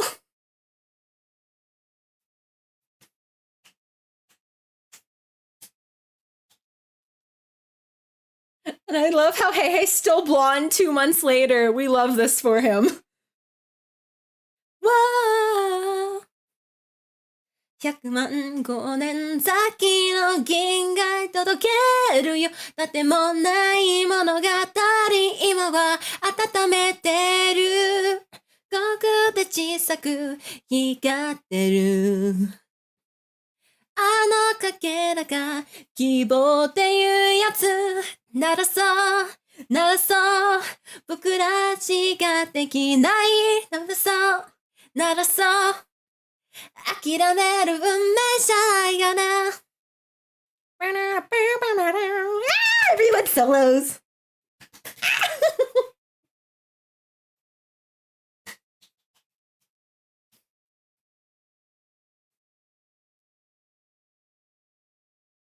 I also love that they use their junction outfits. They're just, oh, they're so good. Also, can I just say, the difference between them now and when they performed during Kito Bokurawa, they look so much more relaxed here, and that makes me so happy. Trio jump! Sorry, I got really excited during that part. But they just look so, like, happy and comfy on stage this time around. Because, like, I mean, with Kito Bokurawa live, it was understandable that they were kind of, like, you know, nervous about everything. Because, like, you know, all these big announcements and stuff and, like, what it meant for the project and everything. And like, obviously, like, that's just a lot to, like, take on. But now that they've kind of gotten that out of the way and they've been able to kind of, you know, settle in more as, you know, the future of this project and being from ARGONAVIS now and all that kind of stuff, they seem way more in their element, especially. So I'm really happy for that. Yay!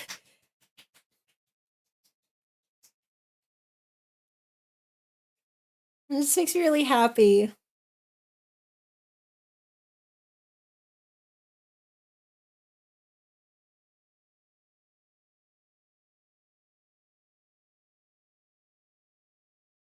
Oh, look at all the glow sticks. Ah!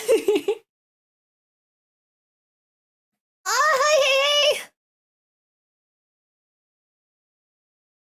Akinomi!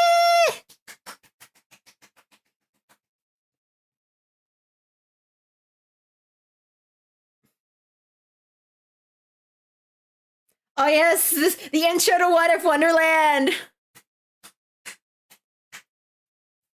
I love this! The way they just add in everybody. So good. I love this. This is like ARGONAVIS through and through.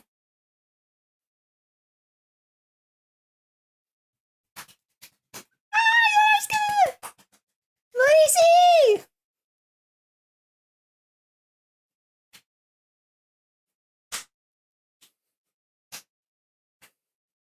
My! Oh, he's so cute here. Oh my gosh. Oh my! He starts hopping around. Yusuke!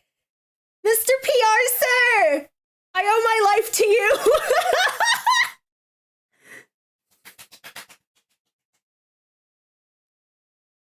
Masaka! Omedetou gozaimasu!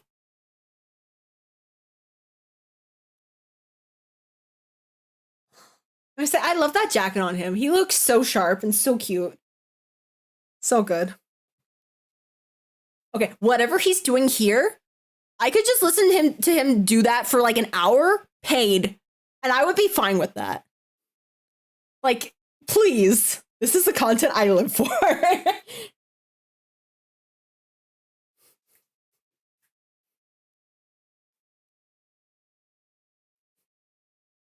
It is magic.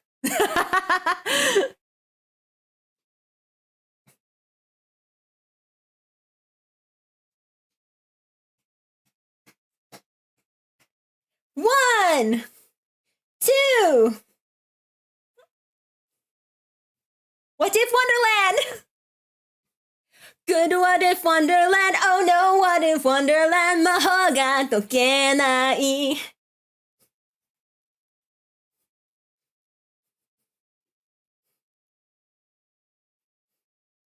太陽が星空を隠した。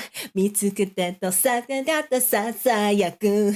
いつの土地が目覚めの時。世界が始まる音を聞いた。ダダダダダダダダダダダダ。This song is so fun!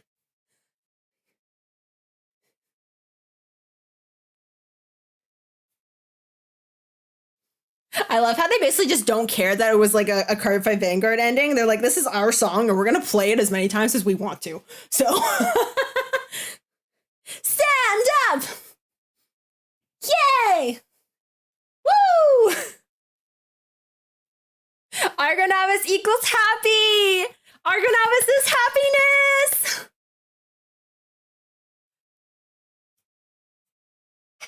Argonavis is just pure serotonin in anime boy and people form.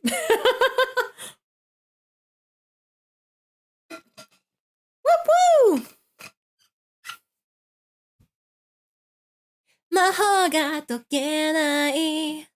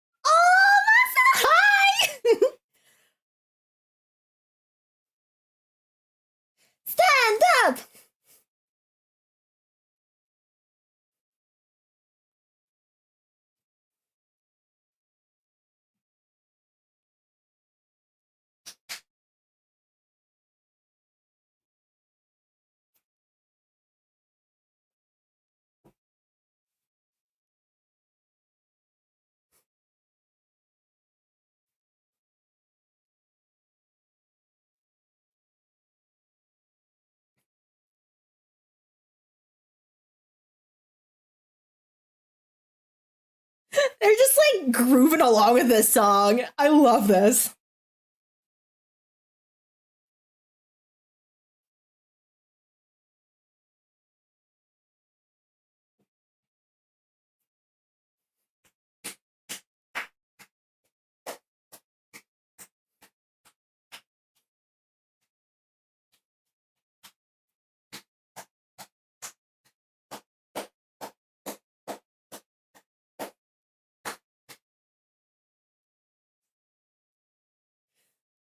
I'm so excited for Argo's live in May.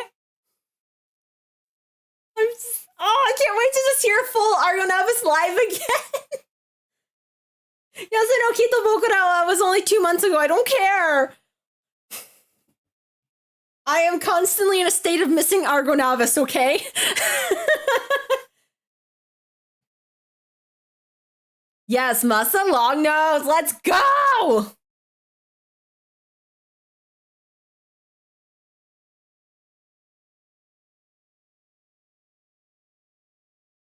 They did. They really did. And I think he was scouted too. Like they didn't have like an audition process for Ren. Like I think because he did like a bunch of like YouTube stuff back in the day. I think he had like his own band and I think he had like a single or something. I don't know. This was like way back in like earlier than like 2018, I think. But like I believe that they scouted him after like seeing some of his stuff and they're like, yeah, we want you for our project. And I'm so glad. Like, it's amazing to think that like ARGONAVIS was like built together based on like all these people from like very different like areas of like, you know, the entertainment industry who had built their way up unknowingly becoming part of this, you know, this one group. Because like, you know, obviously no one can ever like, you know, predict that something like this would ever happen. But because of like, you know, the path that they took in their lives, they all wound up here together. And like, I think this can be said for like, you know, any of the bands, but especially because of ARGONAVIS and their, you know, emphasis on like, you know, it was a fated encounter. It honestly kind of feels like that's almost reflected in like real life ARGONAVIS to an extent. So, especially like when you think about like I still think about this radio segment like constantly how Masa and Mai were almost like close to like quitting. Like for Masa, he was so close to quitting singing and music, and Mai was close to quitting voice acting, and they didn't because of ARGONAVIS. So, and just man, it's just it just makes me so emo thinking about it. Emo novice hours. Especially when Starlight is playing. I'm like, oh my god.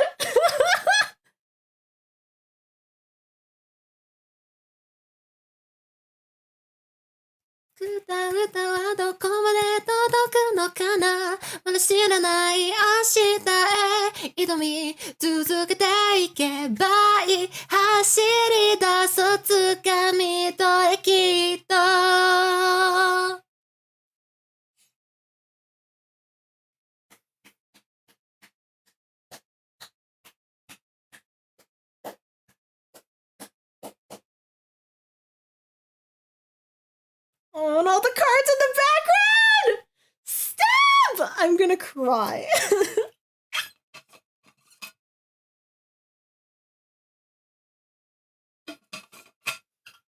Oh, that was Kuchizuka Diamond Rio.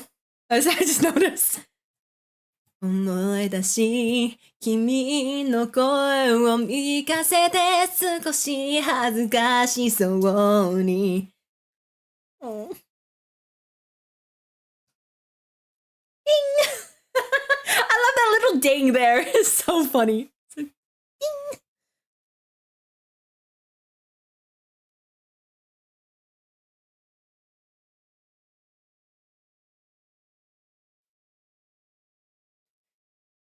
Also, the visuals for this song too, like how they kind of use like the pages to look like the lyric book.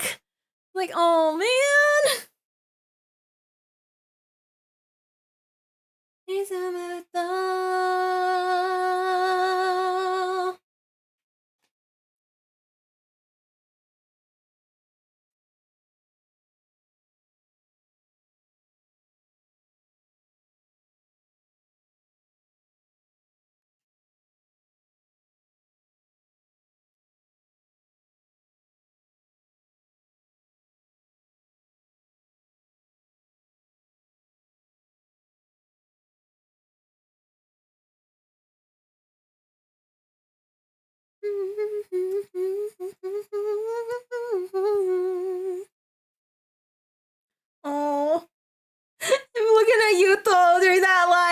Ryusuke, ah, my heart.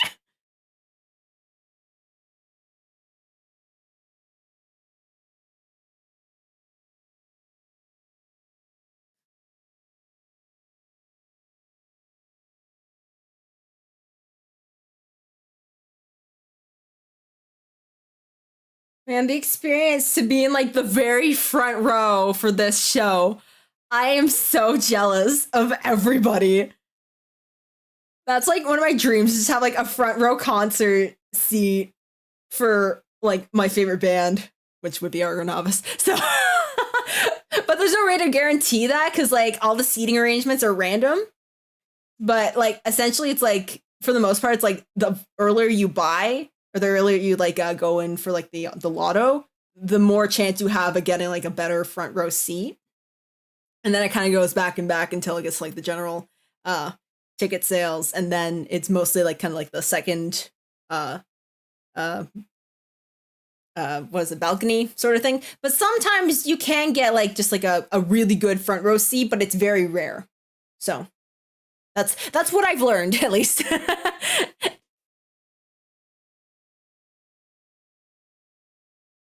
Yonosuke!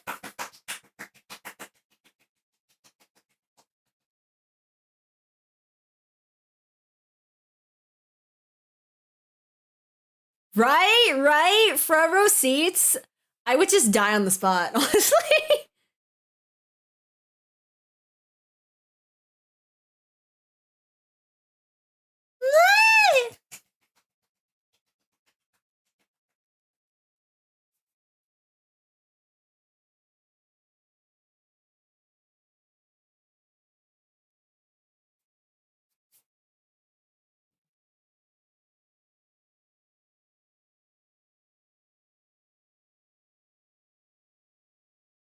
The way he holds his bass too, it's just oh my gosh, it's so cute. I love it.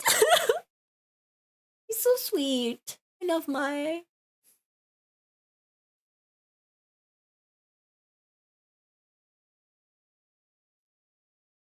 Marichi!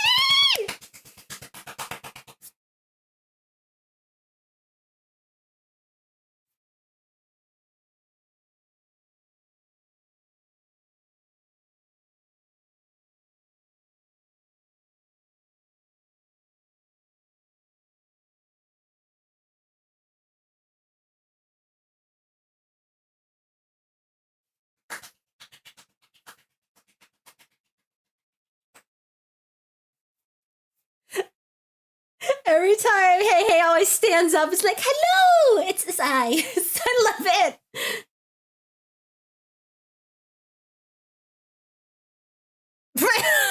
My daddy!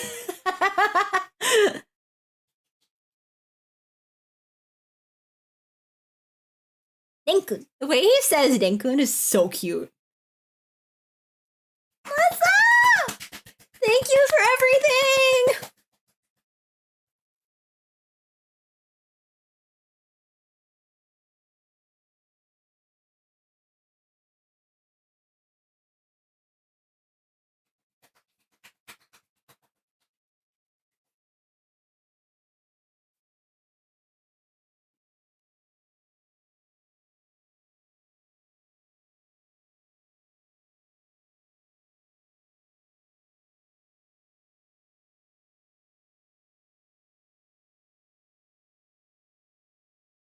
Ah!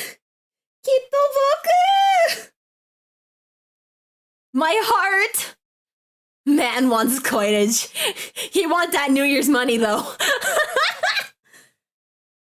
Okay, I'm so... again, I love all the camera angles they're doing, but I wish that they would just have a static camera angle so we can see the movie opening in the background. Because I'm going insane a little bit. I want to see it. It looks so sparkly and pretty.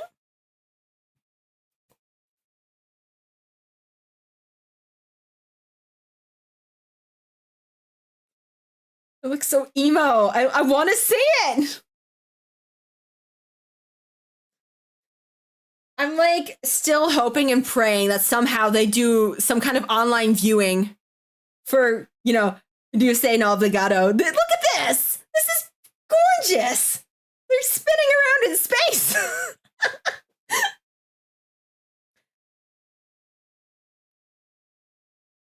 Like, at least as far as I know, I think Dios no Obligado's still in theaters.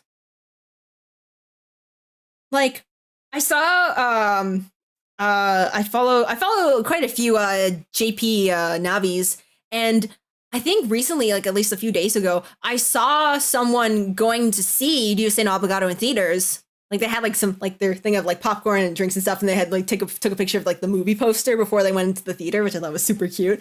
And I'm like, wait, it's like the end of December. The movie's still in theaters? Like that's absolutely nuts. Because that came out on the 17th of November, right? So it's been at least over a month, coming up on 2 months that movie's been in theaters. Like that's nuts.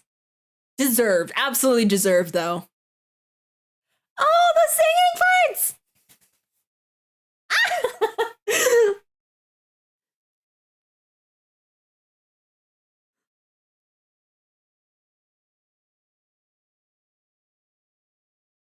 Okay, what's on the volume difference between Mae and Hey Hey and then Morishi and Yusuke? Why were the latter two's mics so quiet there? I don't understand. It was still adorable though, I loved it. But like also what?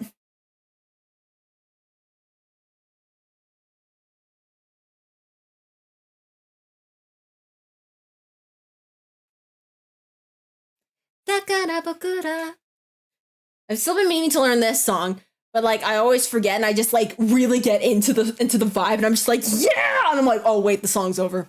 I didn't remember any of the lyrics.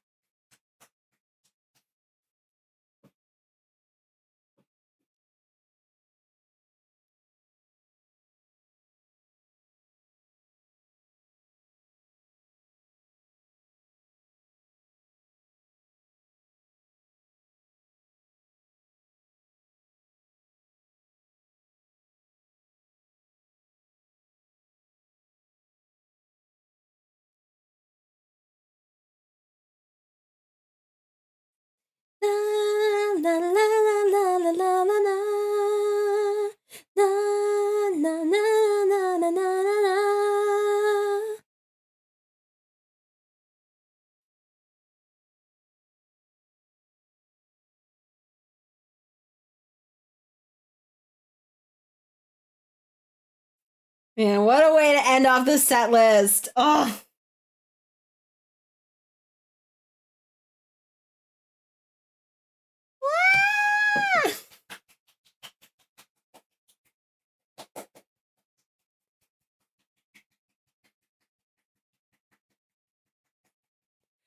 Yeah, Masa's control is like unreal. He's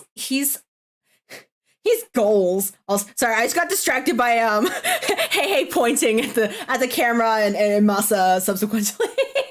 I was like, what? Me? But yeah, the way he's just, oh man, that's goals right there. Like I want to have that kind of like breath control for real though.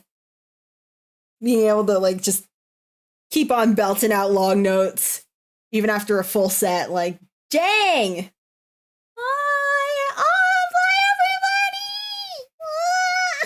Also, I'm just noticing now, D is like the only one that doesn't come out front to leave the stage. He goes out the back.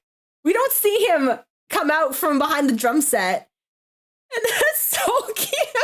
That little detail, because he's like super shy about it. Like, that's adorable. Aw, D. Sweetie.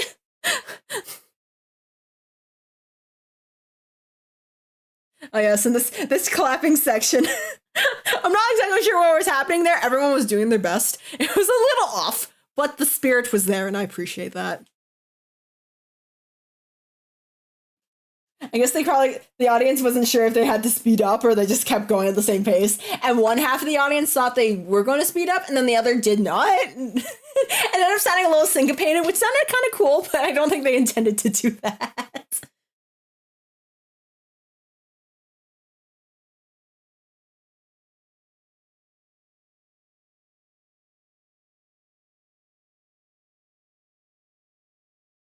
I'm still thinking about what was it, Junction?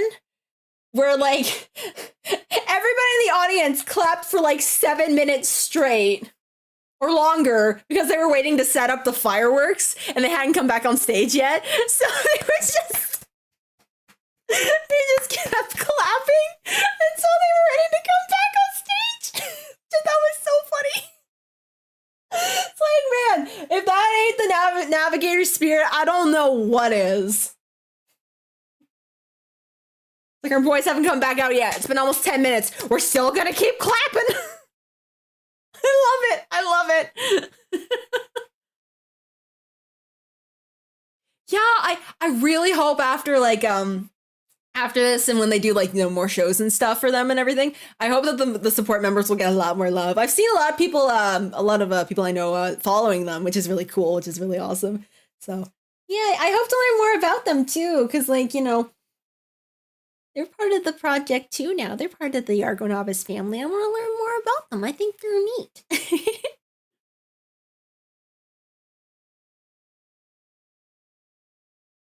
Oh yes, all these announcements.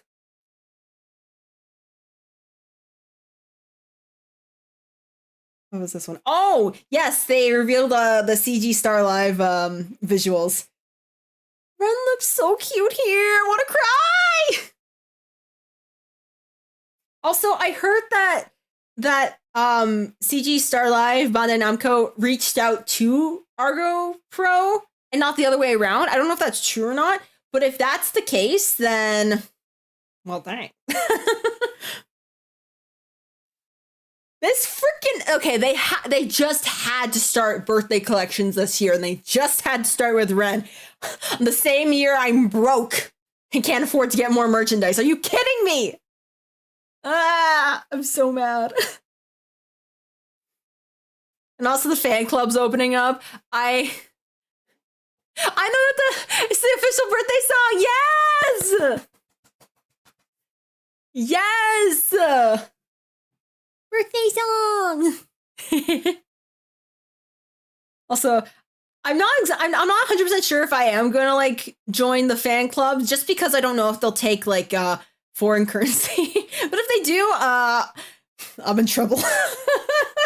I need to think on it. Though if I remember correctly, I think the monthly fee is like it's less than the Navi Pass. So maybe I don't know. We'll see. Oh, and I'm so happy that they're doing another acoustic tour. I'm so glad. Because, like, those seemed like so much fun. Like, everyone was, like, super psyched about the acoustic tours. So, I'm very glad about that.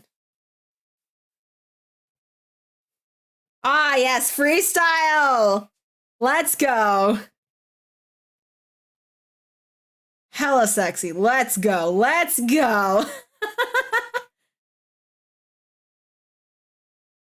Ah, yes, here we go. Yes, oral cigarettes. There we are. There we are.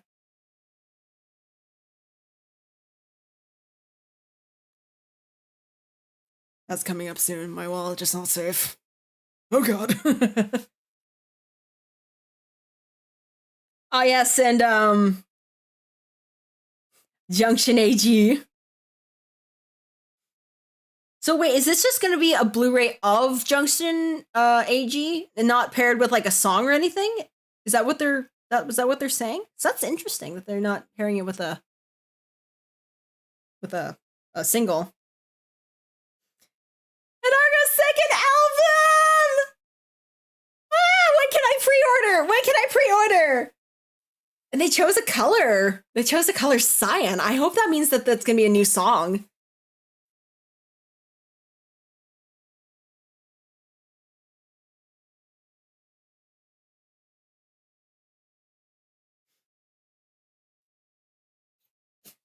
Dive into Cyan.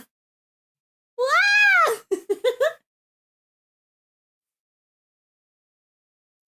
So excited. So excited. Oh, they use Kanose as the backtrack for that. Funky.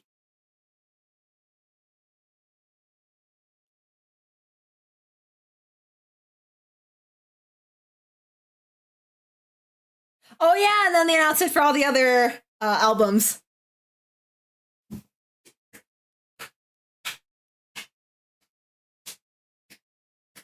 Oh, I'm so excited!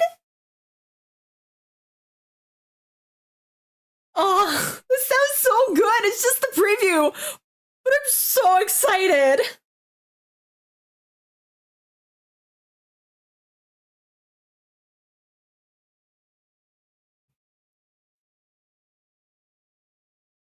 Also, with this new FC song, there's some confirmation that there's like some Greek usage apart from just like the characters in their band name. And I have been thinking on that point for 2 years, and to see that there's actually some confirmation of that in some form makes me very happy.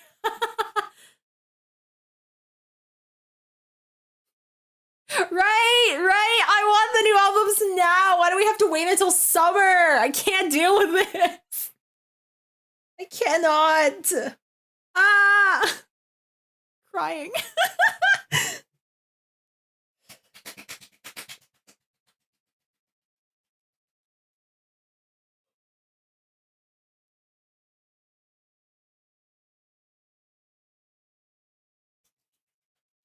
Thank you, Mr. PR.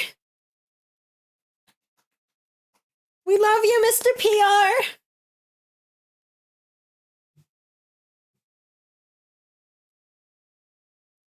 Oh, mine is so purple. He's like a little grape.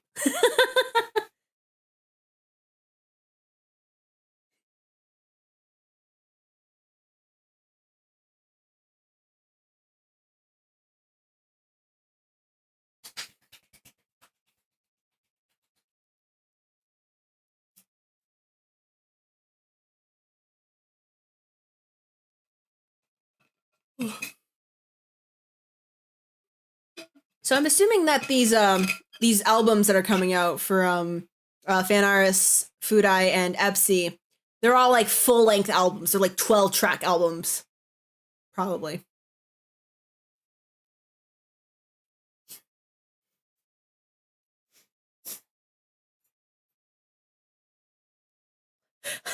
Okay, whatever they're doing here, this little comedy bit that they're doing, I love them. They're so dumb. They're so silly! Senpai Kohai! So cute.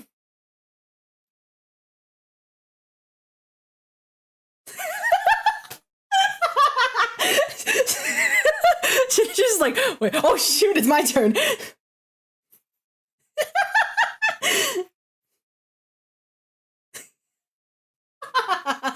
Oh, poor Shinichi. Hi. Oh my gosh. That was priceless. Oh my gosh, Mondo's hair. He's been like growing it out. It's like bushy. So cute. Look at him. And Aki! Aki! I love when they put like the little highlight in his hair at the front. It's so cute. Wow. He does look wolfy. You're so right.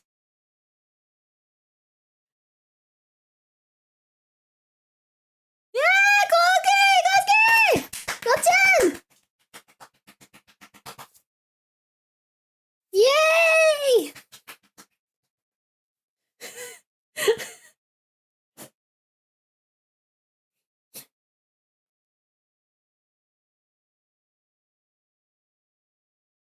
Nanzan!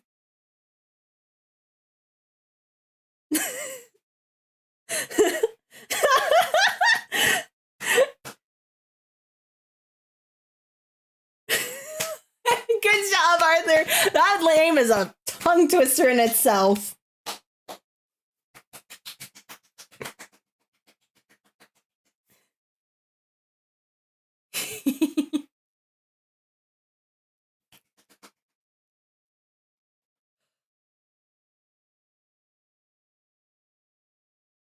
Oh, I love Ponchan!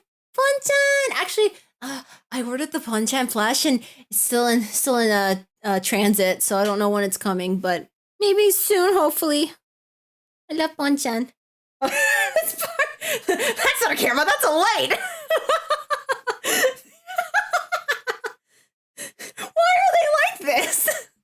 I'm so glad that they're showing this dynamic. They're so... Oh my gosh. This is everything. This is everything to me.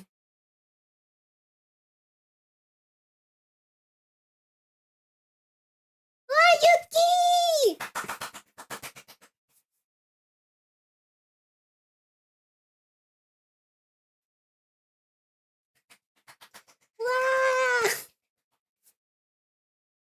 This little jump.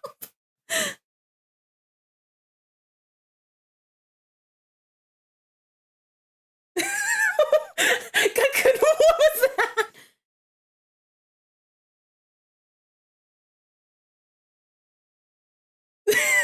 I love when he goes right into talking about Haruka's like, wait, I should probably introduce myself.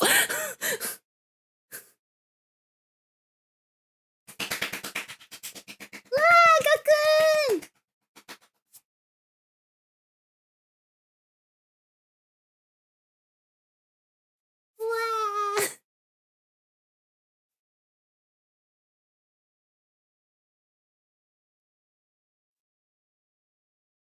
Omiji, what are you doing?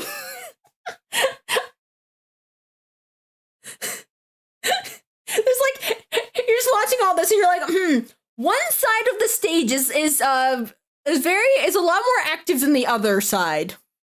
Which is oh my gosh.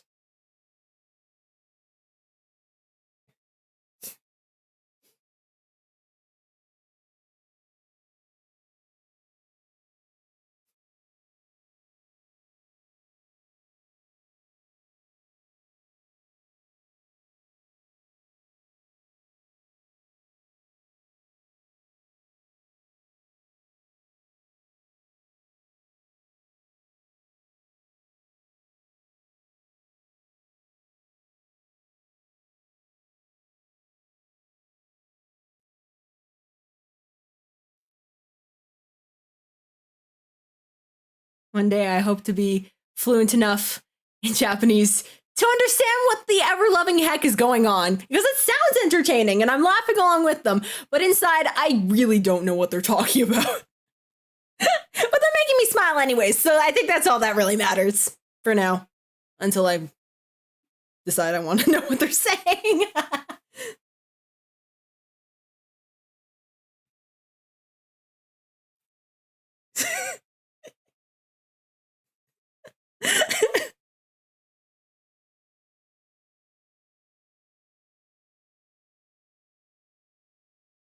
Man, this is legendary. I think this is what they wanted like LRFest 2020 to be.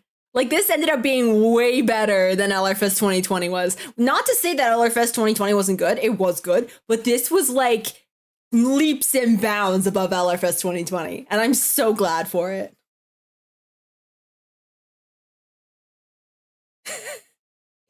Even Okajima's like, wow, there's 5 drum sets here.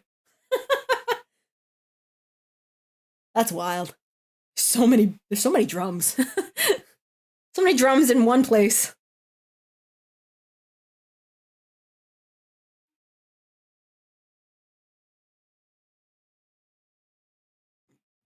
Excuse me.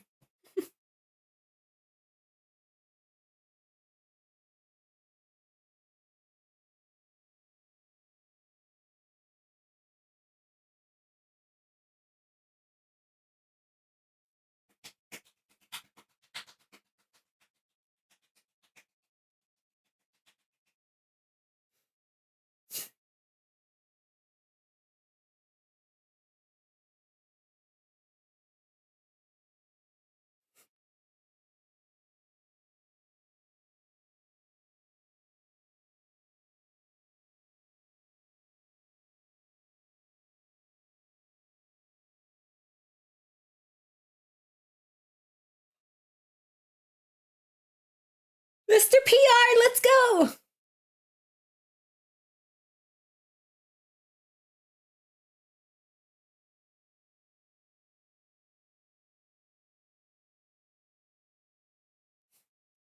Yay! It's our boys! Wow, all the star colors are so pretty. I'm like absolutely loving it.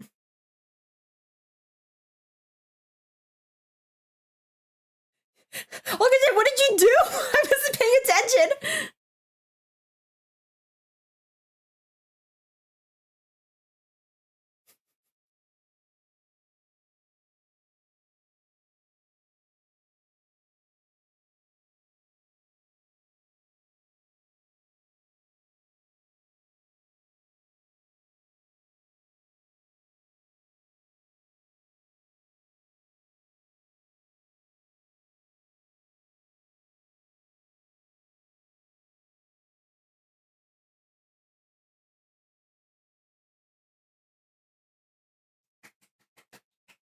Yay.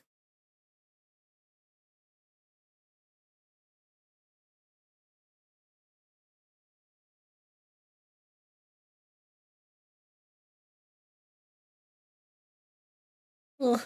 So, I love Ren's birthday card. He's so sweet looking. Look at him. Look at that little face of his! It's like the perfect shape to just like, you know, kind of wrap your hands over and just have him like sit his chin in your hands and just be like, yay, this is so cute! Sweetie!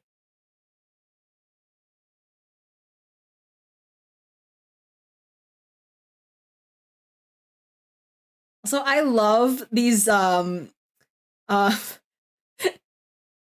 what's he doing? What was I saying? Oh yeah, I love the new logos for all of the fan clubs. They're so cool looking. Especially like the pier. I really like that one a lot. Really love it.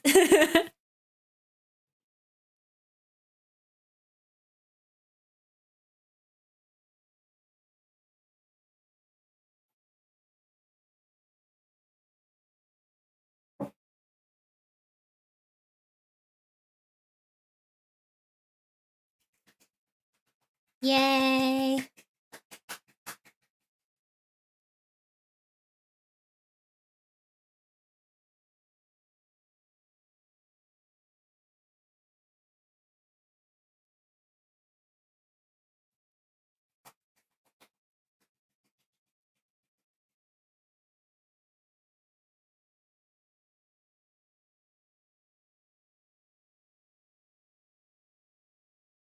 Yay.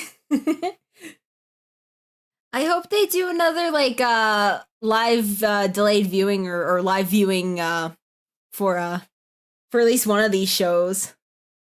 So I was kind of sad that I didn't get to we weren't able to watch any of the fall acoustic tour shows. Because the spring one was so cute. I loved it.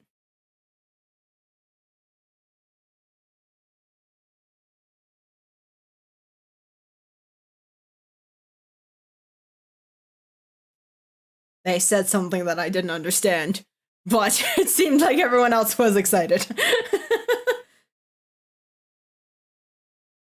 what are they doing here? Yoshiki being like the ultimate agent of chaos right now.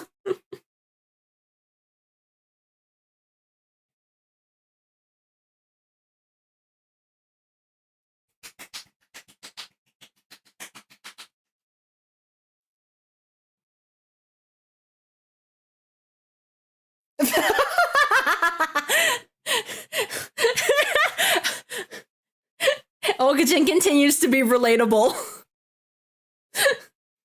His word flubs give me strength.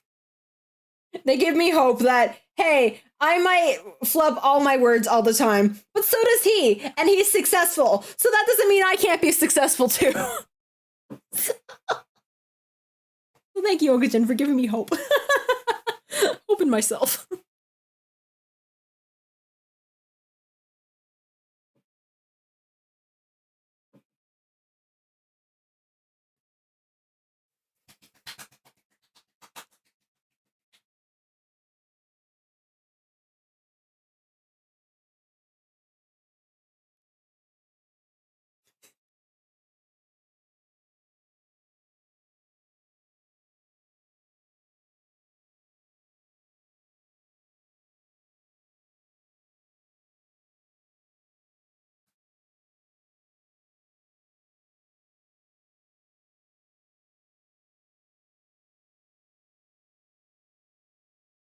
And this is so exciting for Gyro.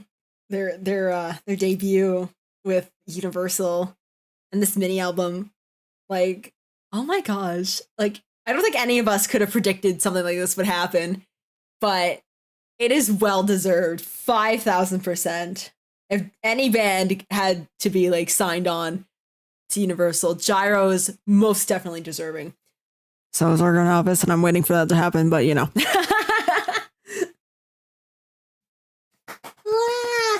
Oh, I miss Junction. Junction was such a good live. So it's like the outdoor. I hope they get to do another outdoor show at some point, like during the summer, maybe. That'd be really fun.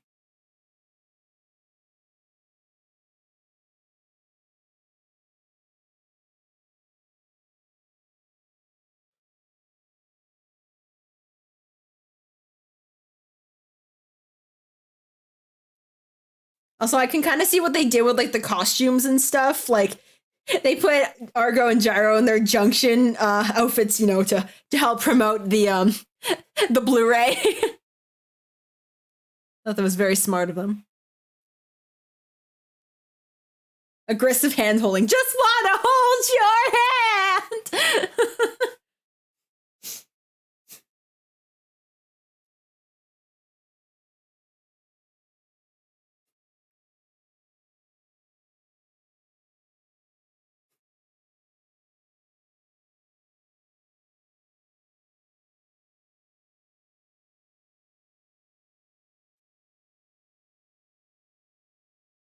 Aw, this part was so sweet.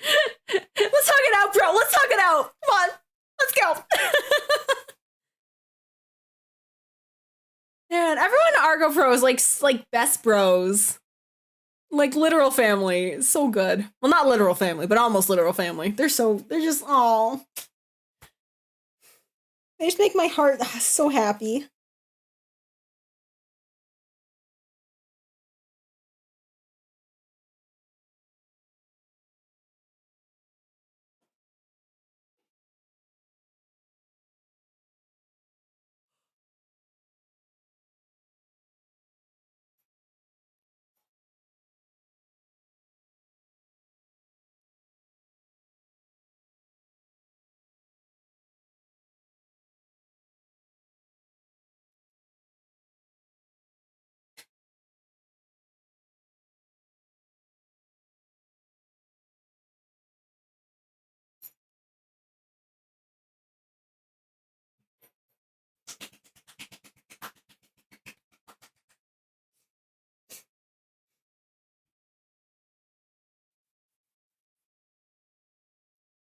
Yay!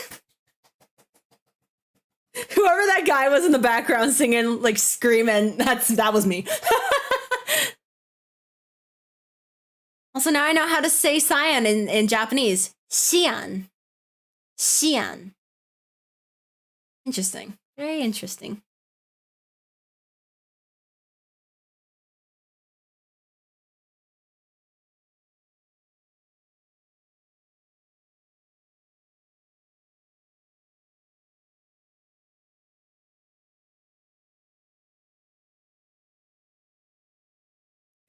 Yay!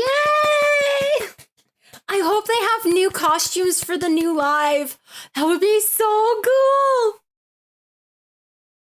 Like I couldn't imagine what they do, but like I'm waiting for it. I'm hoping with all of my heart and my whole chest. And I hope that like they'll do like the key visuals that they used to do up until like third live, and then they kind of just did like live logos for the next few shows afterwards. But like I want to see the key visuals again. I want to see the boys on like a poster style visual being all like, woo, we're ARGONAVIS. Woo, we have new costumes. Woo, we're gonna play music. Like that sort of thing. Yay, the new albums! Bye bye, money!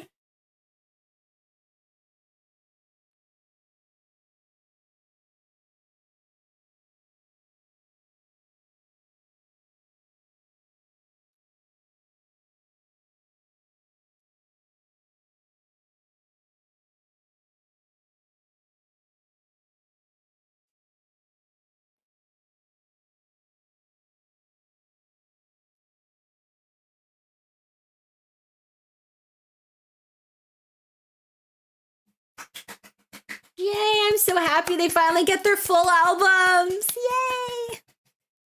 Well deserved. Well deserved. And I hope that Epstein and Food I get another single as well to go along with everything.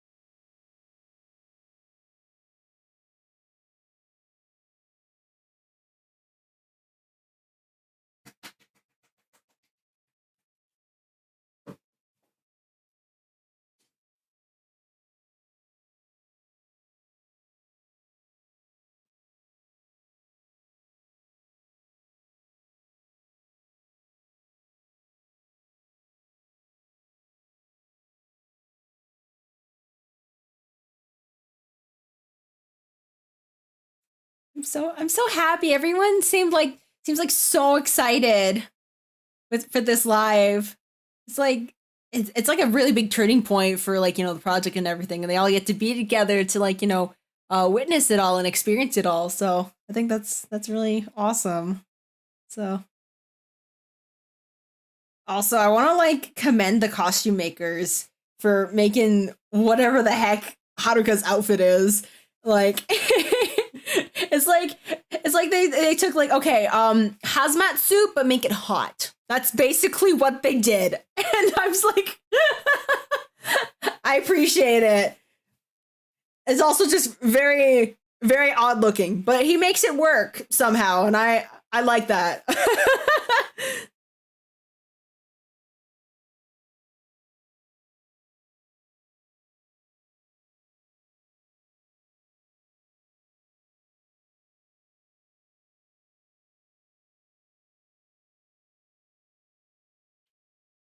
I mean, doesn't it look like a hazmat suit in a way? I mean, at least the yellow color, like.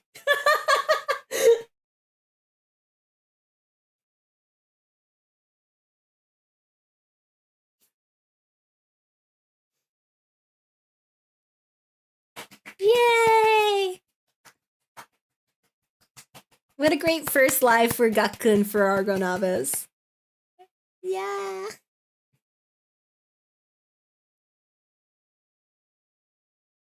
Also, I'm just noticing, are their mics like color coded at the bottom? Because like Yosuke's is yellow, and I believe Yuki's was pinky purple at the bottom. That's if that's was that intentional? That's awesome. I love that. I love the little theming things they do. It's little details, just the little bitty details that they put into it.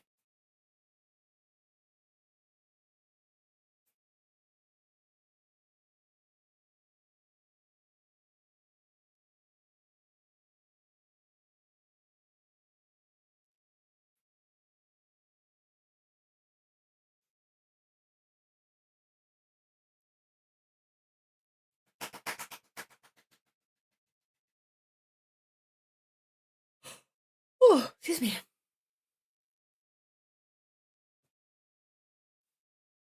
Yeah. That makes sense.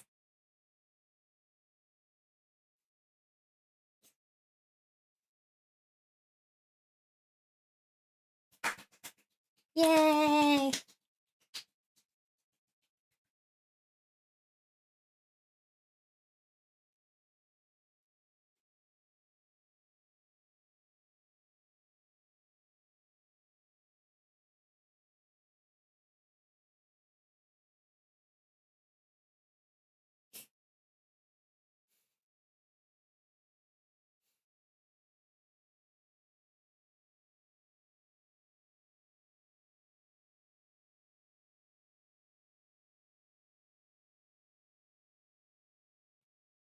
Ah.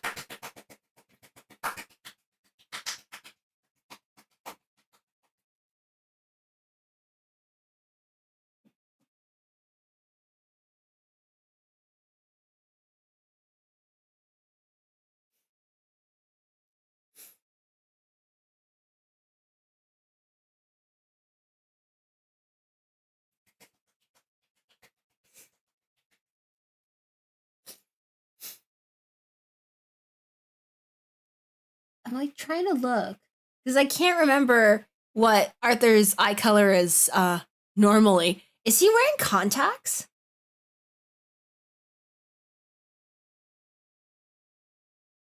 It's like if he is, that's epic. If he's not, wow, his eyes are gorgeous.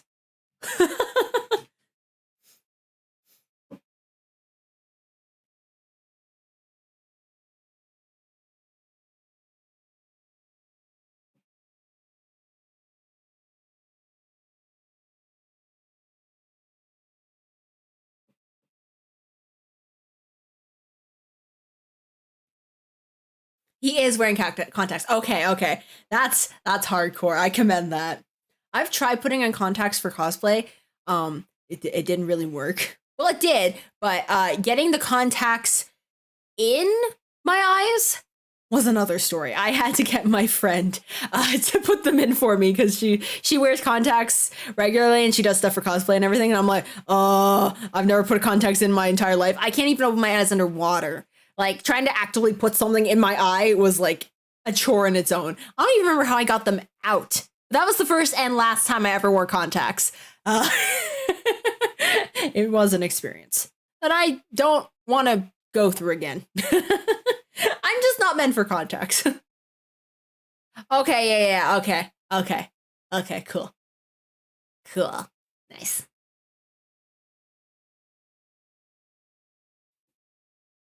Trying to remember if like has he worn contacts before for like other previous lives? Or is this like the first time, or have I just never noticed? Because like I've been captivated by literally the rest of him.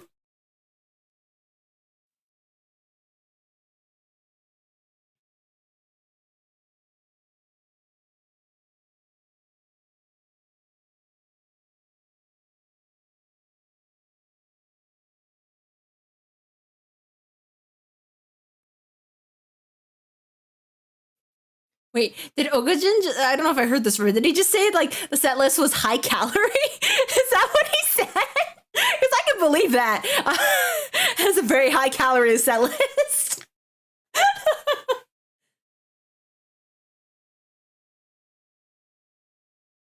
Oh, he did say high calorie. I love that. It was a very high calorie set list. Oh my god, I love it. I love it. Oh my god.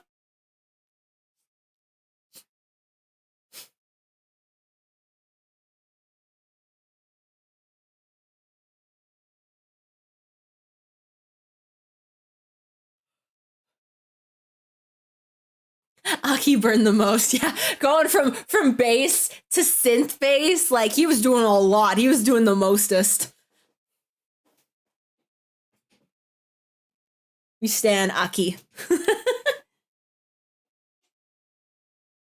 Oh, he did. Okay. Okay, yeah, I was definitely distracted by literally everything else going on Phantom Eyes related. Just like his hair, his costume, the backing band, the wine, everything. I wasn't even looking at his eyes.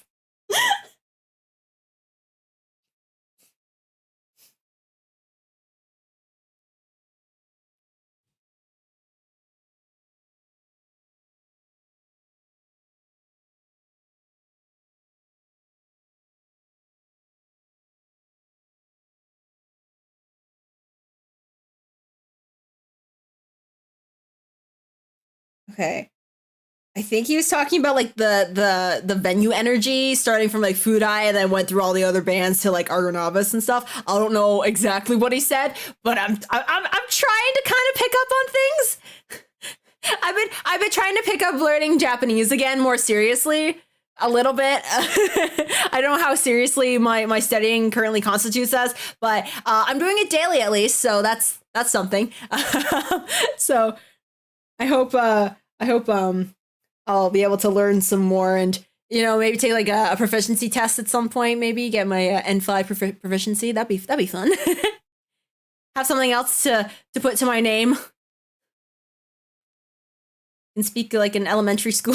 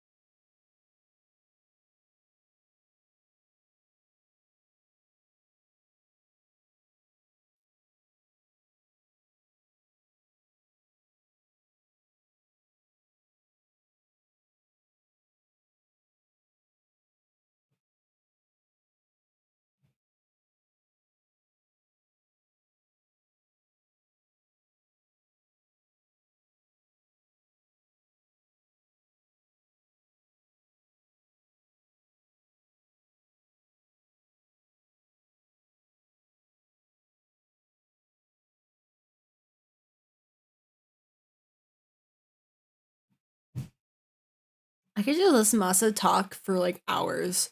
I'd have no idea what he's saying, but I'd listen to him. I'd listen to him like give like a lecture. I'd listen to him narrate a documentary. I would have no idea what was going on, but I'd listen with open ears and full attention.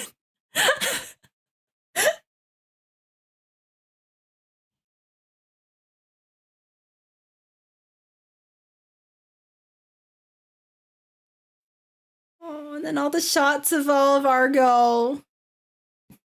It's so sweet.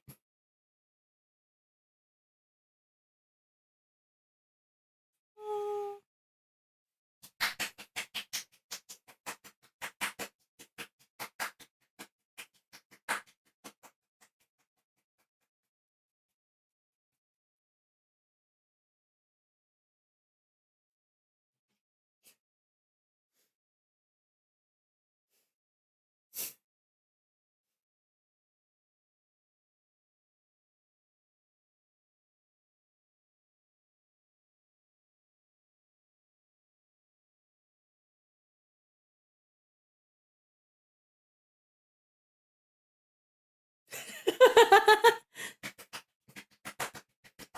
Masa!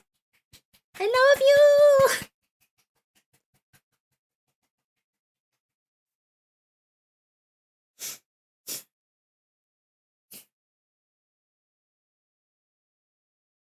Yes! Support members! Yay! Wow! Everybody's coming back on stage! Ah! Yay! Yay! Man, they actually got all 25 of them on stage! The Mad Lads! They did that! They did that! I love this.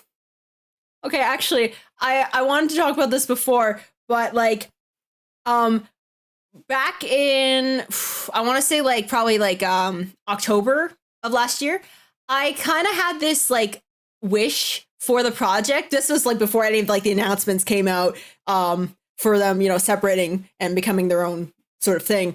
I kind of had this wish that the project would become less focused on just like, you know, ARGONAVIS, Gyroaxia all the time. And then like the other state bands were kind of just, you know, there just because like, you know, the game and everything.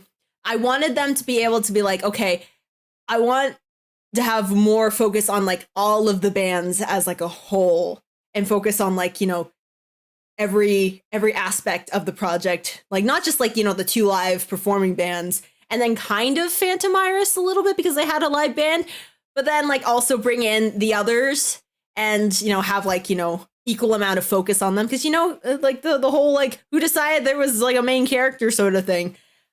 And this live 500%, you know, represents that. They've brought everybody together on stage. Everyone's got their part to play and they're all stepping forward together for the future of ARGONAVIS. And I think that's amazing.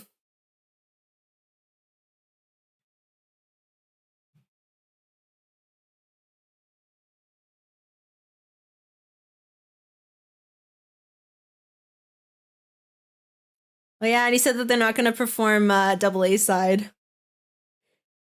Instead, there's 5 bands, 6 vocalists, go line! ここまで来たんだろう I can't believe they actually did this. Everyone was so in sync too. Like, hello?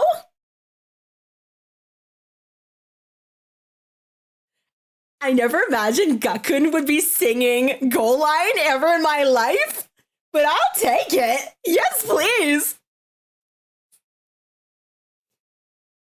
And just everybody else singing Goal Line too. Ah!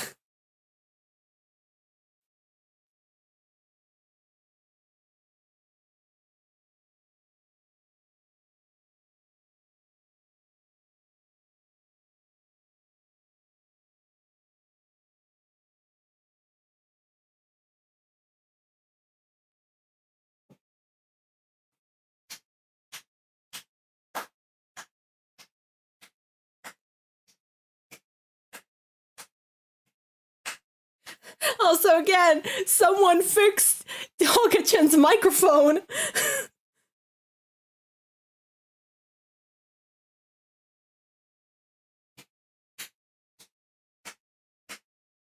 And all the faces jumping around together.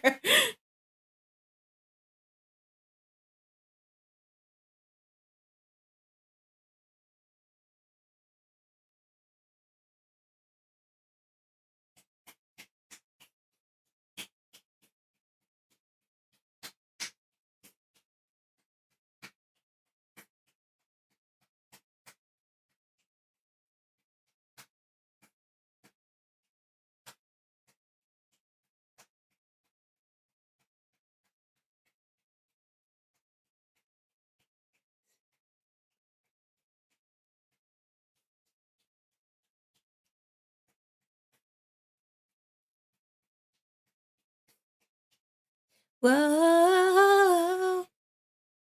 You know, I wouldn't mind a studio version of this. A studio version of 5-band 6-vocalist Goal Line. I wouldn't mind that. If like they just did like that as like a digital release, I would be all for that. I hope they consider this. Please. Please. Please. Please.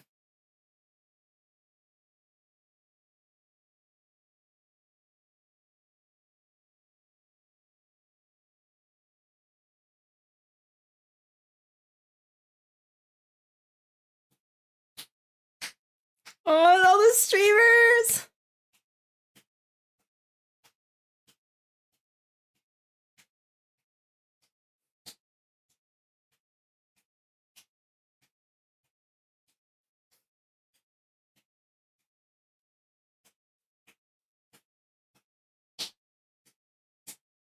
Honestly, I think this song was a perfect choice. Like, I thought maybe that they might, unveil like a new song for everyone to sing, because I didn't think they were going to sing Double A side, because, Double A side is kind of like, they're kind of leaving that behind in the past and, moving forward. But having Goal Line as the song that they all sing together is so great, because, like, it's very symbolic of, like, reflecting back on, like, their roots, their beginnings of this project, but moving forward together with everyone while still remembering where they came from and being stronger because of it and combining all of their strengths to start anew. And I think that is just beautiful.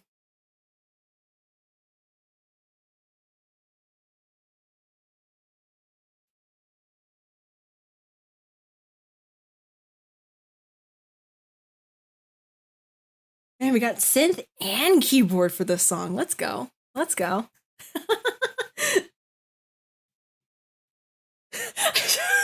I just like he just fucking like flip his guitar upside down.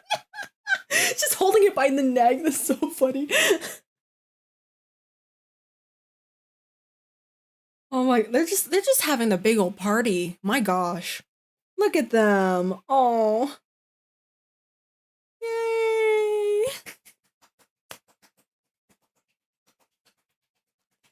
Yay, from ARGONAVIS. Thank you for everything. Ah.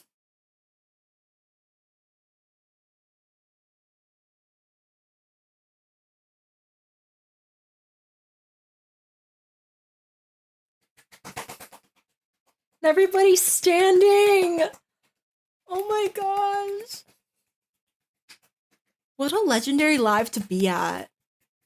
Oh my gosh.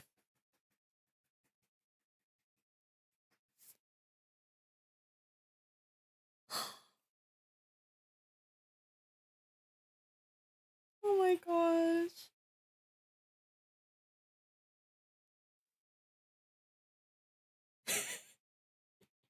They're all so silly. Look at them.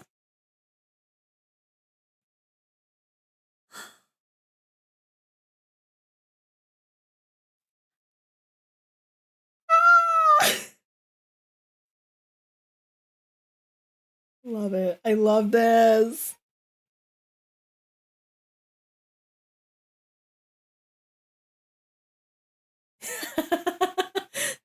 He just came out to run to the mic stand. Hey, Kosuke! And then Kosuke's just like, wait, Mr. PR, come back out here.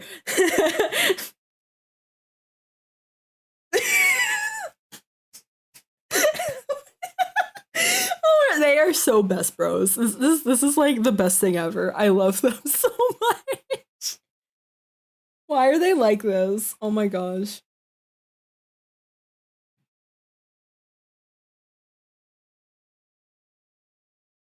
Oh. Oh, that was lovely.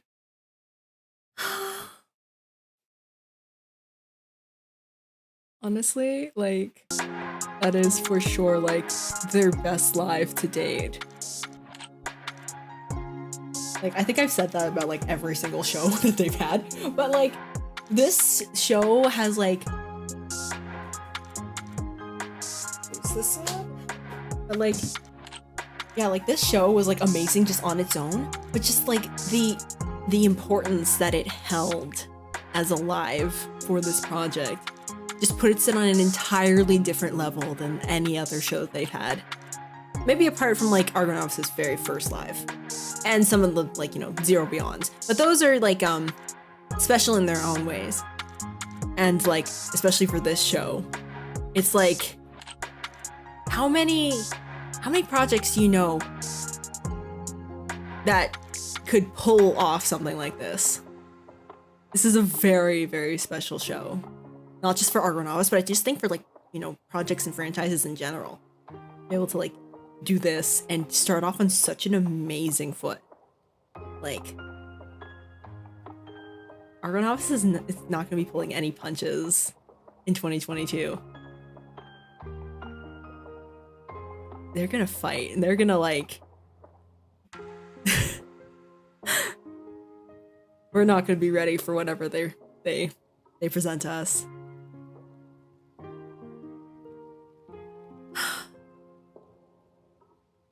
ARGONAVIS! Thank you for the amazing live! Alright,